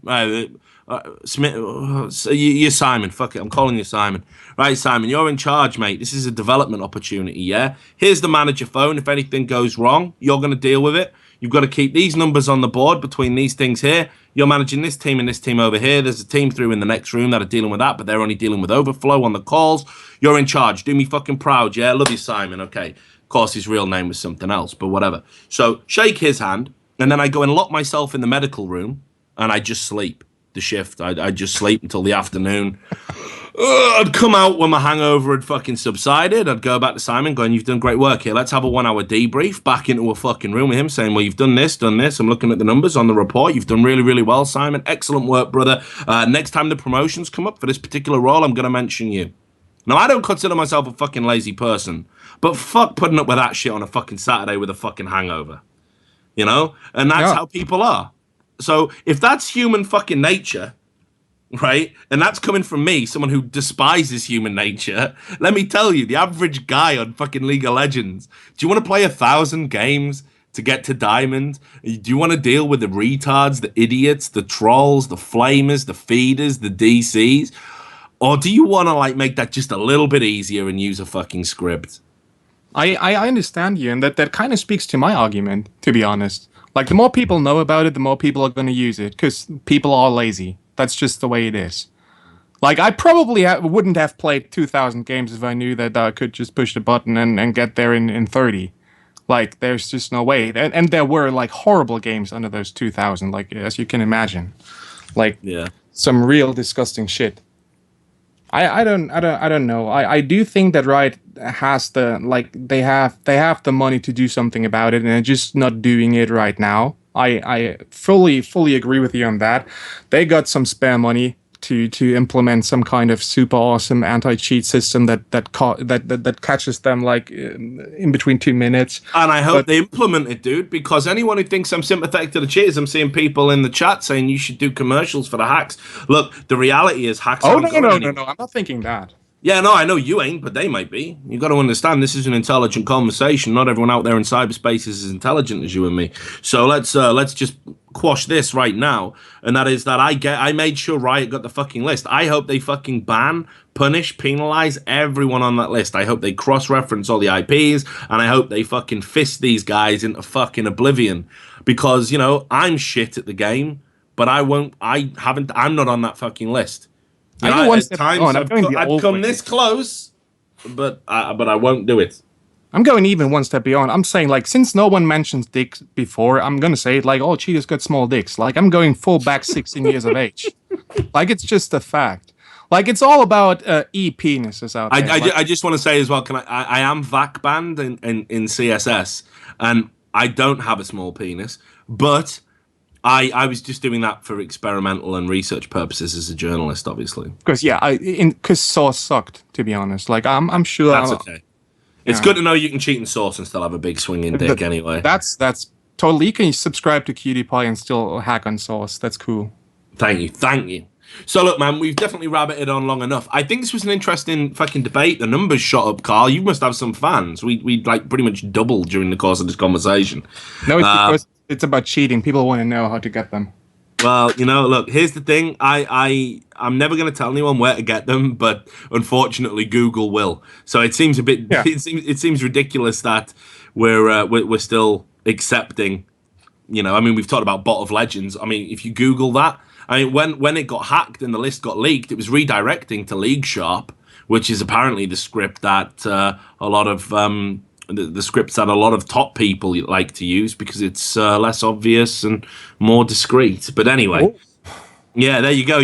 I'll let you do the research on that, and then you can call in next week. But look, Carl, I love your fucking work. You've got a great mind. Your Django Unchained poster for Thorin and Monty was genius. I hope more and more people start following your work. I think you need a fucking website, dude. I'm going to tell you that. I think you need your own website. Let's have a whip round. In fact, if I get a decent subscription, if that Motar 2K or whatever the fuck that pretend Saudi prince's name is, if he rocks up and donates to me, I'll use the money to build you a website. Oh, fuck, I can do that myself. I don't need your money, I guess. You use your money for fucking pounding beers, you know? That's like, you're right. The sooner I drink myself to death, the better a place eSports is going to be. But anyway, look, man, it was great to talk to you, Carl. We're going to move on to probably the last call of the night. Definitely call in again, and I will speak to you some other time. Yeah, of course. See you later. Thanks for having me. Have a lovely evening. So there we go. Cheats in League of Legends. I got to say, it's not just League of Legends I've got a problem. We barely scratched the surface of Counter-Strike, but we're seeing players banned for that. I was just playing the other day with someone who's had a private hack personally developed for them, which only they have. And therefore, it's, unless somebody notices and he gets banned via demo, he ain't going to get banned. VAC are never going to get that, hash, code and to put into their anti-cheat. It's just not going to happen. So this is the joy of private cheats. But, developers need to get on top of things, I think. And I say this, we've got to bring cheating out of the shadows. It goes on. It happens. We all know it does. I did say that. What the fuck is Sam doing? He wouldn't leave, man. I couldn't kick him. He was just here. Oh, you're gonna get that poor fucking DDoSed. That's alright. I'll send the Arabian Prince money. You'll get a new IP. Alright, good. So, Sam, what do you think about cheating? You're a scrub. I think, actually, for once, I agree with what Riot's doing at the moment. I think at the moment it's at the phase where it's still, you can get away with being quiet without it being as big as a problem. I think right now, if they took a massive publicly, you'd see a huge spike in cheaters before you could fix it. So I think if they privately work on it for a bit, so at least they have a basic system of being able to, smash down the spike when it comes, then they can probably take it more public. The Reddit thing is just fucking annoying. Like, there shouldn't be any kind of moderation based on Riot's guidelines on Reddit. It's a completely different website. Like, Jesus Christ. Sick of fucking hearing about the League of Reddit, though. Yeah, it's a bit of an interesting environment to have to deal with. And, I get along with most of the mods now. I've come to an understanding with them. We didn't always have that relationship there. But, I'm a persistent chap, and I'm pretty resolute in my views. I think I won them over with my innate lovability and charm in the end, man. But whatever, you pray. But I gotta say, it's one of the things that I strongly disagree with is this let's not talk about cheats and exploits thing. I don't see why they need to enforce Riot's terms of service, and I don't see why we should take the go-to place that we know Riot go to fix shit, to take inspiration over what we should address next, and we should completely remove the scripting and the cheating element from that. It's just incredible that that's happening right now. So I would love if a moderator watches this. I know some of them do watch my content. I would love it if you guys would just reconsider that rule and start being a bit more lax. Sure, if someone's posting a direct link and saying use this, if someone's linking to an elo boosting service, anything that undermines the competitive integrity or the experience of players, absolutely delete that. But if someone wants to have an intelligent conversation about cheating, if someone wants to draw attention to an exploit that's going on or a cheating service that is being utilized by hundreds of thousands of people, I think we need to hear that voice if we want to get it addressed. That's my take on it. Maybe you disagree. I won't tell you to add call.trashtalk because we're running out of time, because me and Carl really went round the houses there. But add call.trashtalk anyway. We'll try and get you on next week and we'll do a follow-up call about that. Right, Sam, we're entering into that territory where it's the last call. Did we only have 4 calls so far this show? Was it only 4? It might have been 3. I think 4. Yeah, it was quite short. You and Carl spoke for like 40 minutes. Something like that. Holy fucking shit! I'm out of control. I need to start realizing sometimes less is more. I think. But okay, we'll call this maybe the last call. Is there any good ones there, Sam? Pick through. We have Eric Cherry, who's been asked to come on for a while now to talk about Reddit and esports, which kind of ties in well. So then we have Atai, who sent me 50 messages. I don't even Yeah, now we had him on last week, and I know he was the guy who was flirting with me on air, and I was flirting with him a little. Yeah. That doesn't mean You had some chemistry. Well, we can't allow flirtation to be a shortcut to getting on the show. Otherwise, just a one-night thing. Well, it's not so much that. I'm just worried about being open to criticism about, it's with this whole Gamergate thing, like people sleeping with each other for favors in gaming. I've got to be careful. I've got a reputation to maintain. So, Ty, if you're watching, probably it's not going to be your night, but, you're still lovely and everything. So, yeah, do you know what? Fuck it. Let's just do this, Eric Cherry. I know he's written an article for Think Piece before. So it may count as nepotism or cronyism or whatever you want to call it, but let's get him on. Hello? Hello, Eric. Can you hear me? What's up, man? Yeah, it's can you hear good. me? Good to get you on. So you want to talk about, what was it, eSports and Reddit? Yeah. Let's do it then. I got lots to say on this, but I'll try and rein myself in. I'm going to pour myself a whiskey, and I'm going to listen to you. So educate me. I first just want to go on about how I think Reddit has a lot of incredibly retarded opinions about esports in general. I don't necessarily like how people are so biased that they let that get in the way of their rational thinking. Like, just for example, okay, look at this for example. If you say like TSM is worse than like Samsung White, then people don't really want to upvote that because they like TSM, but deep down inside they know they can't really deny that.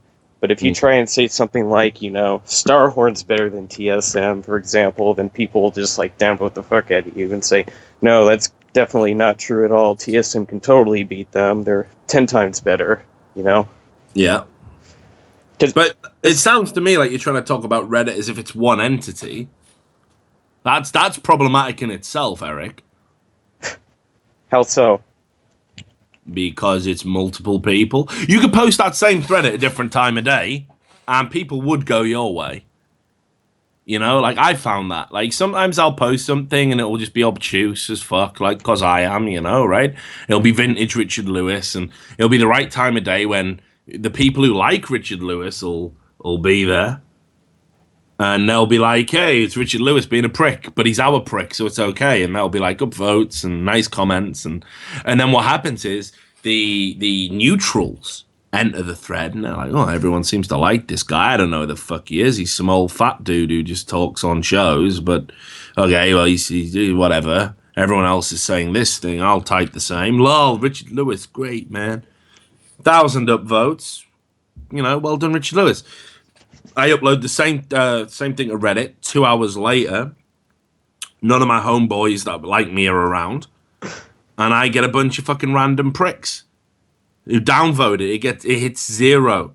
Richard Lewis once again self-promotion. Why not banned? ? Richard Lewis, why hasn't he killed himself? Wow, look at this guy. Has he even managed to gain weight somehow? Richard Lewis, lol, look at his crooked hairline. Fuck this guy. Lol, Eurofag, trying to talk about NA, drink bleach, right? So, and it gets 0 downvotes. And everyone who comes into that thread, the neutrals, are like, holy shit, this Richard guy's a fucking piece of shit. I better slag this guy off so everyone knows I got my fucking finger on the pulse. Now, that is just a matter of the community is so big and so vast and so disparate. It's just who hears the voice first. It's who flocks to the particular message. So, like I would go so far as to say, I first of all, if you try and treat Reddit as a singular entity, you've got problems. I know that. I mean, I do it all the time. I talk about Reddit and how shit it is, but ultimately what I mean, well, I'll tell you what I mean in a second. But I mean, first of all, you can see how it's problematic, right? Right. It doesn't sound like you agree with me, Eric. Disagree with me. Come on. I do agree with you. Really? Yes. Dude, it's because my voice is monotone. That's why you think I'm always disagreeing. It's not about that. I like your voice, Eric. I think you know you've got something going on. You've got it. You've got the magic button. But look, here's what I think the problem is. Right, okay, so the issue with Reddit isn't that everyone agrees or disagrees. It's not that they're not well informed or that they're super well informed and elitist. The problem you've got with Reddit fundamentally is the system of how Reddit works is it's turned everybody who uses the Reddit system into a lab rat. We have become the intellectual equals of a lab rat. And by that I mean, when you're one of those lab rats, what do? You get put into a maze. You run through the maze, you get to the end, and there's a button at the end. And some rats won't push the button. Those rats go hungry, they get miserable. Eventually, a rat will get through the maze and push the button. Boop, pushes the button, piece of cheese comes out. Rat's like, holy fucking shit, man, after all that mazing, this is great. And then they figure out, actually, I'm starting to remember the layout of the maze, and I know every time I press that button, I got food. Boop, another bit of cheese, boop. And that's the upvote system. So what they do is they look at what's popular, that's the maze. You crawl through the shit to see where the circle jerk is, you know, and you get there. And every time you want a piece of cheese, you want to get that self-satisfaction that you're smart, you agree with what the fucking predominant, culture is. Boop. And that's the cheese. The upvote is the cheese. Now, that doesn't make you a high-functioning intellectual. I've seen so many good discussions get absolutely fucking annihilated because people don't want to be the dissenting voice who comes into it and goes, guess what, guys? Just want to point out that actually, if you look at results, this team is, unquestionably better than that team. In fact, they've played each other 5 times, and the team you're saying is better lost every time. But the circle jerk is too strong, the reward of cheese is too strong, so guess what happens? The rats downvote them. Because what Reddit does is, it doesn't just provide you with a button for fucking cheese at one end, it also provides you with a button like any threats, anything that's gonna impact on your enjoyment of life in the maze, you can just make it disappear by pressing the button at the other end. That's the problem with Reddit in a fucking nutshell. Like, your opinion, I can prevent anybody who might agree with you from seeing it. I can just get rid of it. Fuck it. And it only takes 4 other idiots to agree with me. And you're fucked. Your opinion doesn't matter. Doesn't matter how many stats you've got. Doesn't matter how fucking smart you are. Doesn't matter how well researched or intelligent your opinion is. The jerk has gone one way. The cheese is being dispensed for saying this thing and upvoting people who say this thing. So you can get fucked, friend. 5 downvotes. No one sees what you say. People see, oh, he got downvoted. I'm not even going to expand his comment. I'm just going to downvote it again. Hey, look at me. Double cheese. Yay. And everyone fucking wins. And that's the problem with Reddit, man. It encourages you to not think for yourself. It encourages this fucking, mob mentality. That's how it operates. But again, at any given time, that mob will differ. And it will differ in its opinions. And it will differ in which button dispenses cheese and which one doesn't. So it's very dangerous to talk about it in a fucking singular entity. Okay, I want to make 2 points. I hope they involve cheese. I have this saved on my computer or maybe in my bookmarks, but I read a study once where, like, if you upvote or downvote a comment, there's like a 25% chance the next person who sees that will either upvote it or downvote it based on what you did. So if that doesn't show a mob mentality or a, hey, this person doesn't think they're right, so I'm going to say the same thing. Sorry, so where was that from? Who provided that statistic?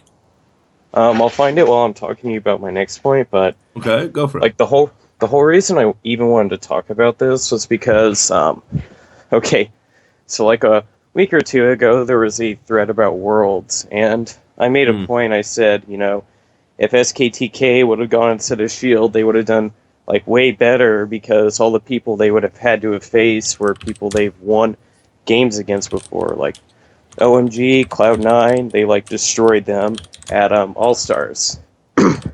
Yeah. And 5 people end up replying to me, and they're like, no, I'm downvoting you, you're wrong, your opinion's wrong.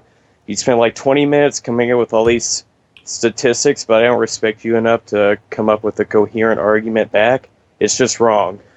Hmm.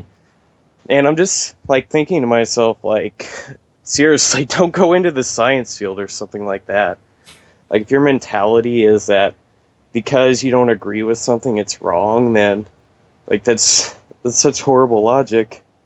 No, but okay, but again, so I think we're kind of, it's really weird because, okay, that study you've linked to, which I really want to see, because Yeah. I also think that the nature of any study relating to Reddit is going to be very interesting. I mean, if those numbers are produced by Reddit staff, I will immediately discount it because they're so full of shit that, you know, and so biased in the way they talk about their Reddit. I mean, again, when that dude came out and said Reddit is the new government of the internet without a fucking trace of irony, I was kind of done with the Reddit experiment. So I definitely Here, I like. linked it to you. Okay, awesome. I will definitely have a look at that. So sciencemag.org. So Apparently, there are authors from MIT. So okay, well, you know, MIT is very respectable. There's no reason. I will post it in the chat. I will definitely get onto this and look at it. Certainly, my gut feeling goes another way, but I am not somebody who believes that everything I say is necessarily right. I go on, you know, I go on my instinct, and I'll certainly research it and get back to you. But also, as well, we've got to remember that the initial votes on a Reddit thread, I think the first 10 are supposedly weighted to the same as the next 90 on the thread. The first 10 are absolutely key and crucial to whether a thread does well or not and makes it to a front page. That's an incredibly ridiculous system, in my opinion, and lends itself to, again, this system of, you know, whoever gets there first, whatever the initial consensus is the consensus that will ultimately play out over the course of the thread. So, you know, unless, of course, you're gaming Reddit, which, again, you know, a lot of people do, and I don't fucking blame them for that at all. But, you know, there'll be a lot of people who'll get their 10 friends to upvote something, and it's on the front page, and everyone else who subsequently comes into it's like, what the fuck is this shit? This is shit, right? But generally, you know, when the first 10 votes that are made organically will push it to the front page, and as something gets to the front page, it's very rare something gets to the front page and is then, like, lambasted for not being good enough to be on the front page, or the opinion is incredibly wrong, or the article is incredibly bad. Everything on the front page always has an objectional positive response. So, you know, from if you look at the upvotes to downvote disparity, it's always 65% at the outside. That's like a bad article, you know, but like 80%, 90% in the very, you know, upper echelons of what is positive. So that suggests to me as well, and this is something that we also need to address, vocal minorities, my friend. I find that people who disagree with you will go to the ends of the fucking earth to make their disagreement with you known. I know that there are people out there right now who hate everything I write, hate everything I say, hate every show I do, despise my opinions, despise my, you know, stupid chubby little face, and they bookmark my fucking Reddit profile page, and they downvote systematically every comment, every submission, even if it's in a different subreddit like world news, you know. Like I uploaded something the other day, like, right, about how, you know, genital mutilation. They were having a big clamp down on female genital mutilation in Kenya. Who could be against that? Like, who in the world thinks that's a bad thing? But, you know, downvotes. We can't have that, right? We can't have Richard Lewis uploading stuff. He might get karma. They're so invested in the karma system. So, you know, I know people are out there downvoting my submissions, whatever they may be, and my comments, whatever they may be. I know that goes on.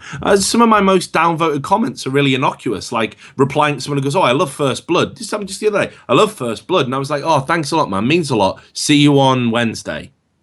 What the fuck? Who downvotes that? I'll tell you who downvotes that. The weird, creepy fucking obsessives that cannot handle people's right to an opinion different to theirs. So the haters, the people who loathe your opinion, who disagree with you, they are the vocal minority. Esports is an industry propped up by the vocal minority. In a lot of ways, it's shaped by the vocal minority. Thorin doesn't have a job because of the vocal minority. Many people have been removed from their positions in esports because of a vocal minority. That's just how it operates. And Reddit, unfortunately, the way it operates, seems to lend strength to that particular way of thinking. Right.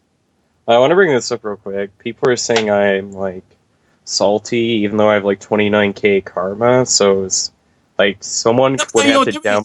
You're buying into the karma system. You don't need to get your karma dick out on air.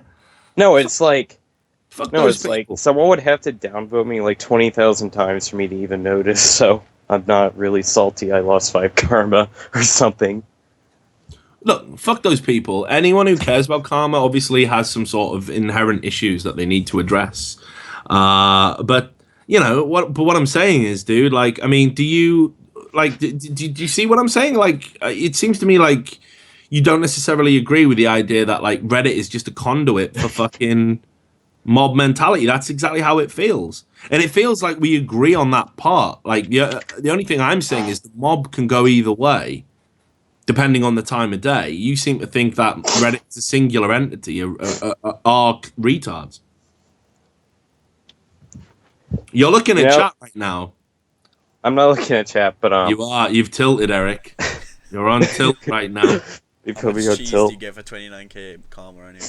Yeah, exactly. That's 29 pounds of cheese, motherfucker. Okay. That's gorgonzola. Okay, Reddit isn't a single entity, and that was bad reasoning by me. But No. I don't will want you to say that. I don't care if you agree or disagree. But what I want you to do is kind of cohesively bring it together for a point, Eric. Come on. Let's get to a point. A strong point to end the show on. That's what I need from you. I'm looking. Okay, what I'm gonna say.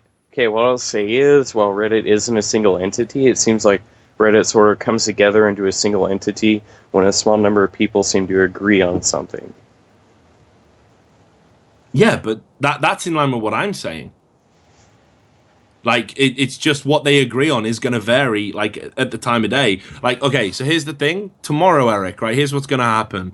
When this VOD inevitably gets put on YouTube and gets put onto Reddit and it gets upvoted, here's what's going to happen. Okay, now I'm going to prepare you for this. This is a glimpse into the future. Someone who gets there first is going to say, I watched this live and the last caller, Eric, was fucking... He must have been on drugs or something because he didn't make a very strong point. They're going to say that, okay? Now, not my opinion. I'm just telling you what's going to happen, right? Twitch chat, Reddit chat, you know, it's not a million miles from each other. And then a bunch of people are going to go, yeah, lol. Couldn't believe what he was talking about. They haven't listened to it, dude.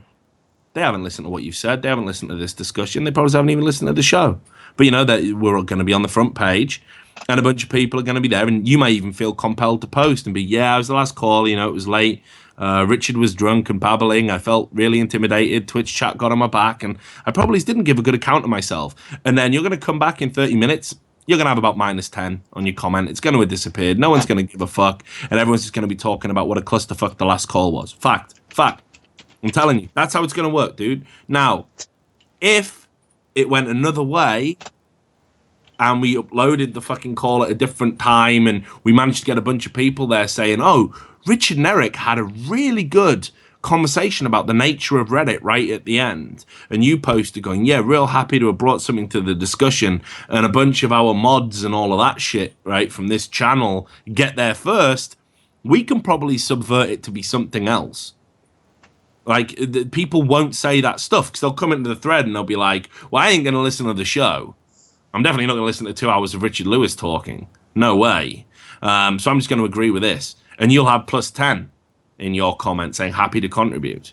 It's about the time of day, who gets there first, who sets the agenda, and lays the path for the people. Now, I'm not going to game the system, and I don't ever encourage anybody. My mods aren't associated or affiliated with me in any way. I won't ask them to upload or vote anything. So it's going to be option 1. That's what's going to happen. But option 2 is just as real if we all wanted to pull a few strings. And that's my point. Reddit is something that is completely malleable. They're flexible in their views. How many times have you seen one thread go up and 2 weeks later the exact opposite viewpoint go up? Have you seen that? Yes. There we go. That's what I mean. Like, this is the danger of talking about Reddit as a singular entity. Reddit is a collection of tribes, of mobs, and a bunch of neutrals that float in between. So, for example, TSM fans have their agenda, and CLG fans have their agenda, and Thorin fans have their agenda, and Richard Lewis fans have their agenda. And if they congregate in the right numbers at the right time, the neutrals that float in the middle, it's like politics, the floating voters, the people that don't affiliate themselves with a party, will get easily led by the jerk. Because everybody wants acceptance, everybody wants to be part of the in crowd, everybody wants to be considered an intellectual equal of everybody else, and boom, that's how it goes down. So it's about being in the right place at the right time and making sure your opinions, if you care about this, of course, which I don't think you should, but if your opinions align with the tribes that are there at that time, you're going to do very well. You'll have a great career in Reddit politics. If you're not, if you're fucking, Christopher Contrarian, and if you say, man, wouldn't CLG be so much better if they just removed double lift, and you put that thread up, and it just happens to be CLG o'clock, they've all rolled out of, their fucking their caves of despair and disappointment, and they come out and they're like, they see that thread, guess what they're going to do? They're going to downvote it. If you do it at the time when the TSM fans are coming home from kindergarten, guess what happens? You're going to get upvotes. Well, it's like I say, it's kind of like politics, but it's politics for the intellectually retarded, I think. Good point. Okay, so what do you think about, like, you said you had a lot of points you want to make about Reddit and eSports. What do you want to make? Like, what points do you want to make? Dude, you're a caller. I think I've made him. I've already just made the joke about fucking TSM fans getting home from kindergarten. I've got death threats to look forward to tonight, brother. I one battle at a time, okay? Right, one battle at a time. But here's the thing, Eric. So I want to end the show. Look, I think you raised a good point. I've already told you how it's going to go down tomorrow. Don't feel bad about it. Call in again. I think we've had a good discussion. Here's what I'm going to do. I'm going to challenge you. I'm going to read this study, Social Influence Bias, a Randomized Experiment. I'm going to get the full text. I'm going to actually read the full text because I'm so much of a fucking nerd. I'm going to read that. And then I challenge you to call in and let's have a proper talk about it, furnished with us having both read that text. All right. Sound good? Yeah, it's fine. All right, dude. Well, look, thanks a lot for calling in, Eric. You were the last caller of the show. And again, remember, the jerk. It's all about riding the jerk. Destiny taught me that many years ago. You have a lovely evening. And I will speak to you again. Take care. So there we go. So that is the way we're ending. I am going to do that, by the way. I'm going to read this Social Influence Bias, a randomized experiment text. Sounds pretty interesting, Sam, don't you think? Yeah. I ain't reading shit. Man.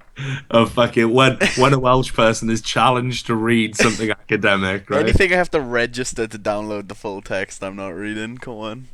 As if I need another barrier to make me read a study. Yeah.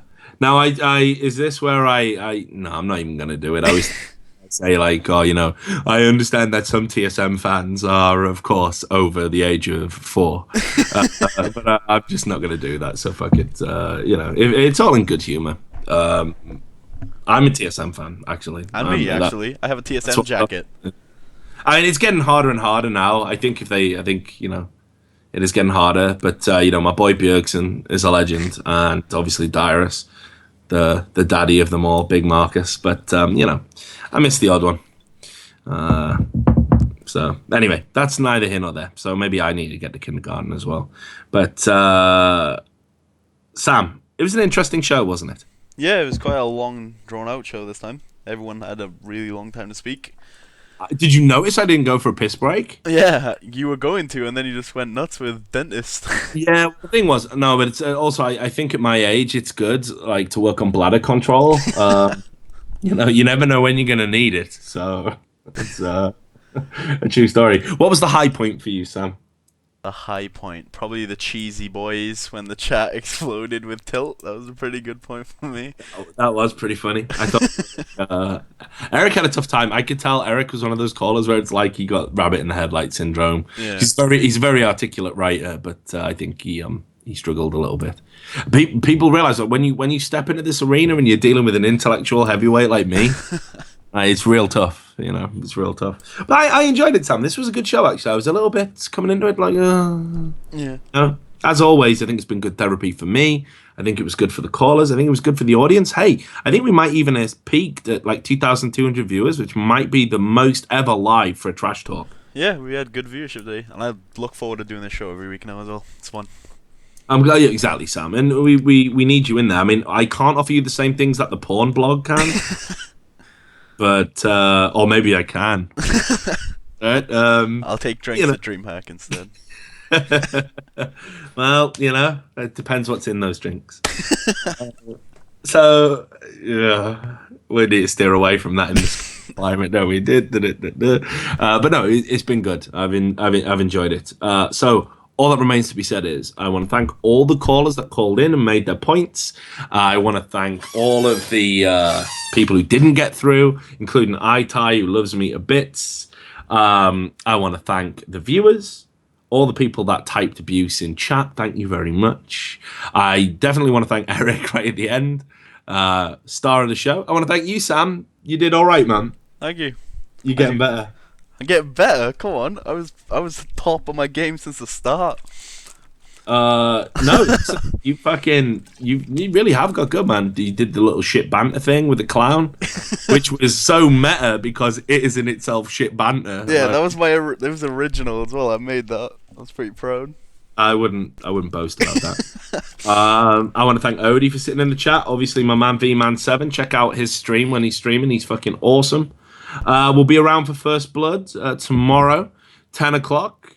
We think we've got a guest, but I got to be honest, guys, it's getting harder to get guests for some reason at the moment. But scared of the Twitch chat. No doubt we'll talk about that on air tomorrow. I want to thank everybody that tuned in again, and that's going to be me. I'm going to drink the rest of this whiskey and go and annoy the girlfriend by snoring really loudly. So that was Trash Talk. See you same time next week. Peace out.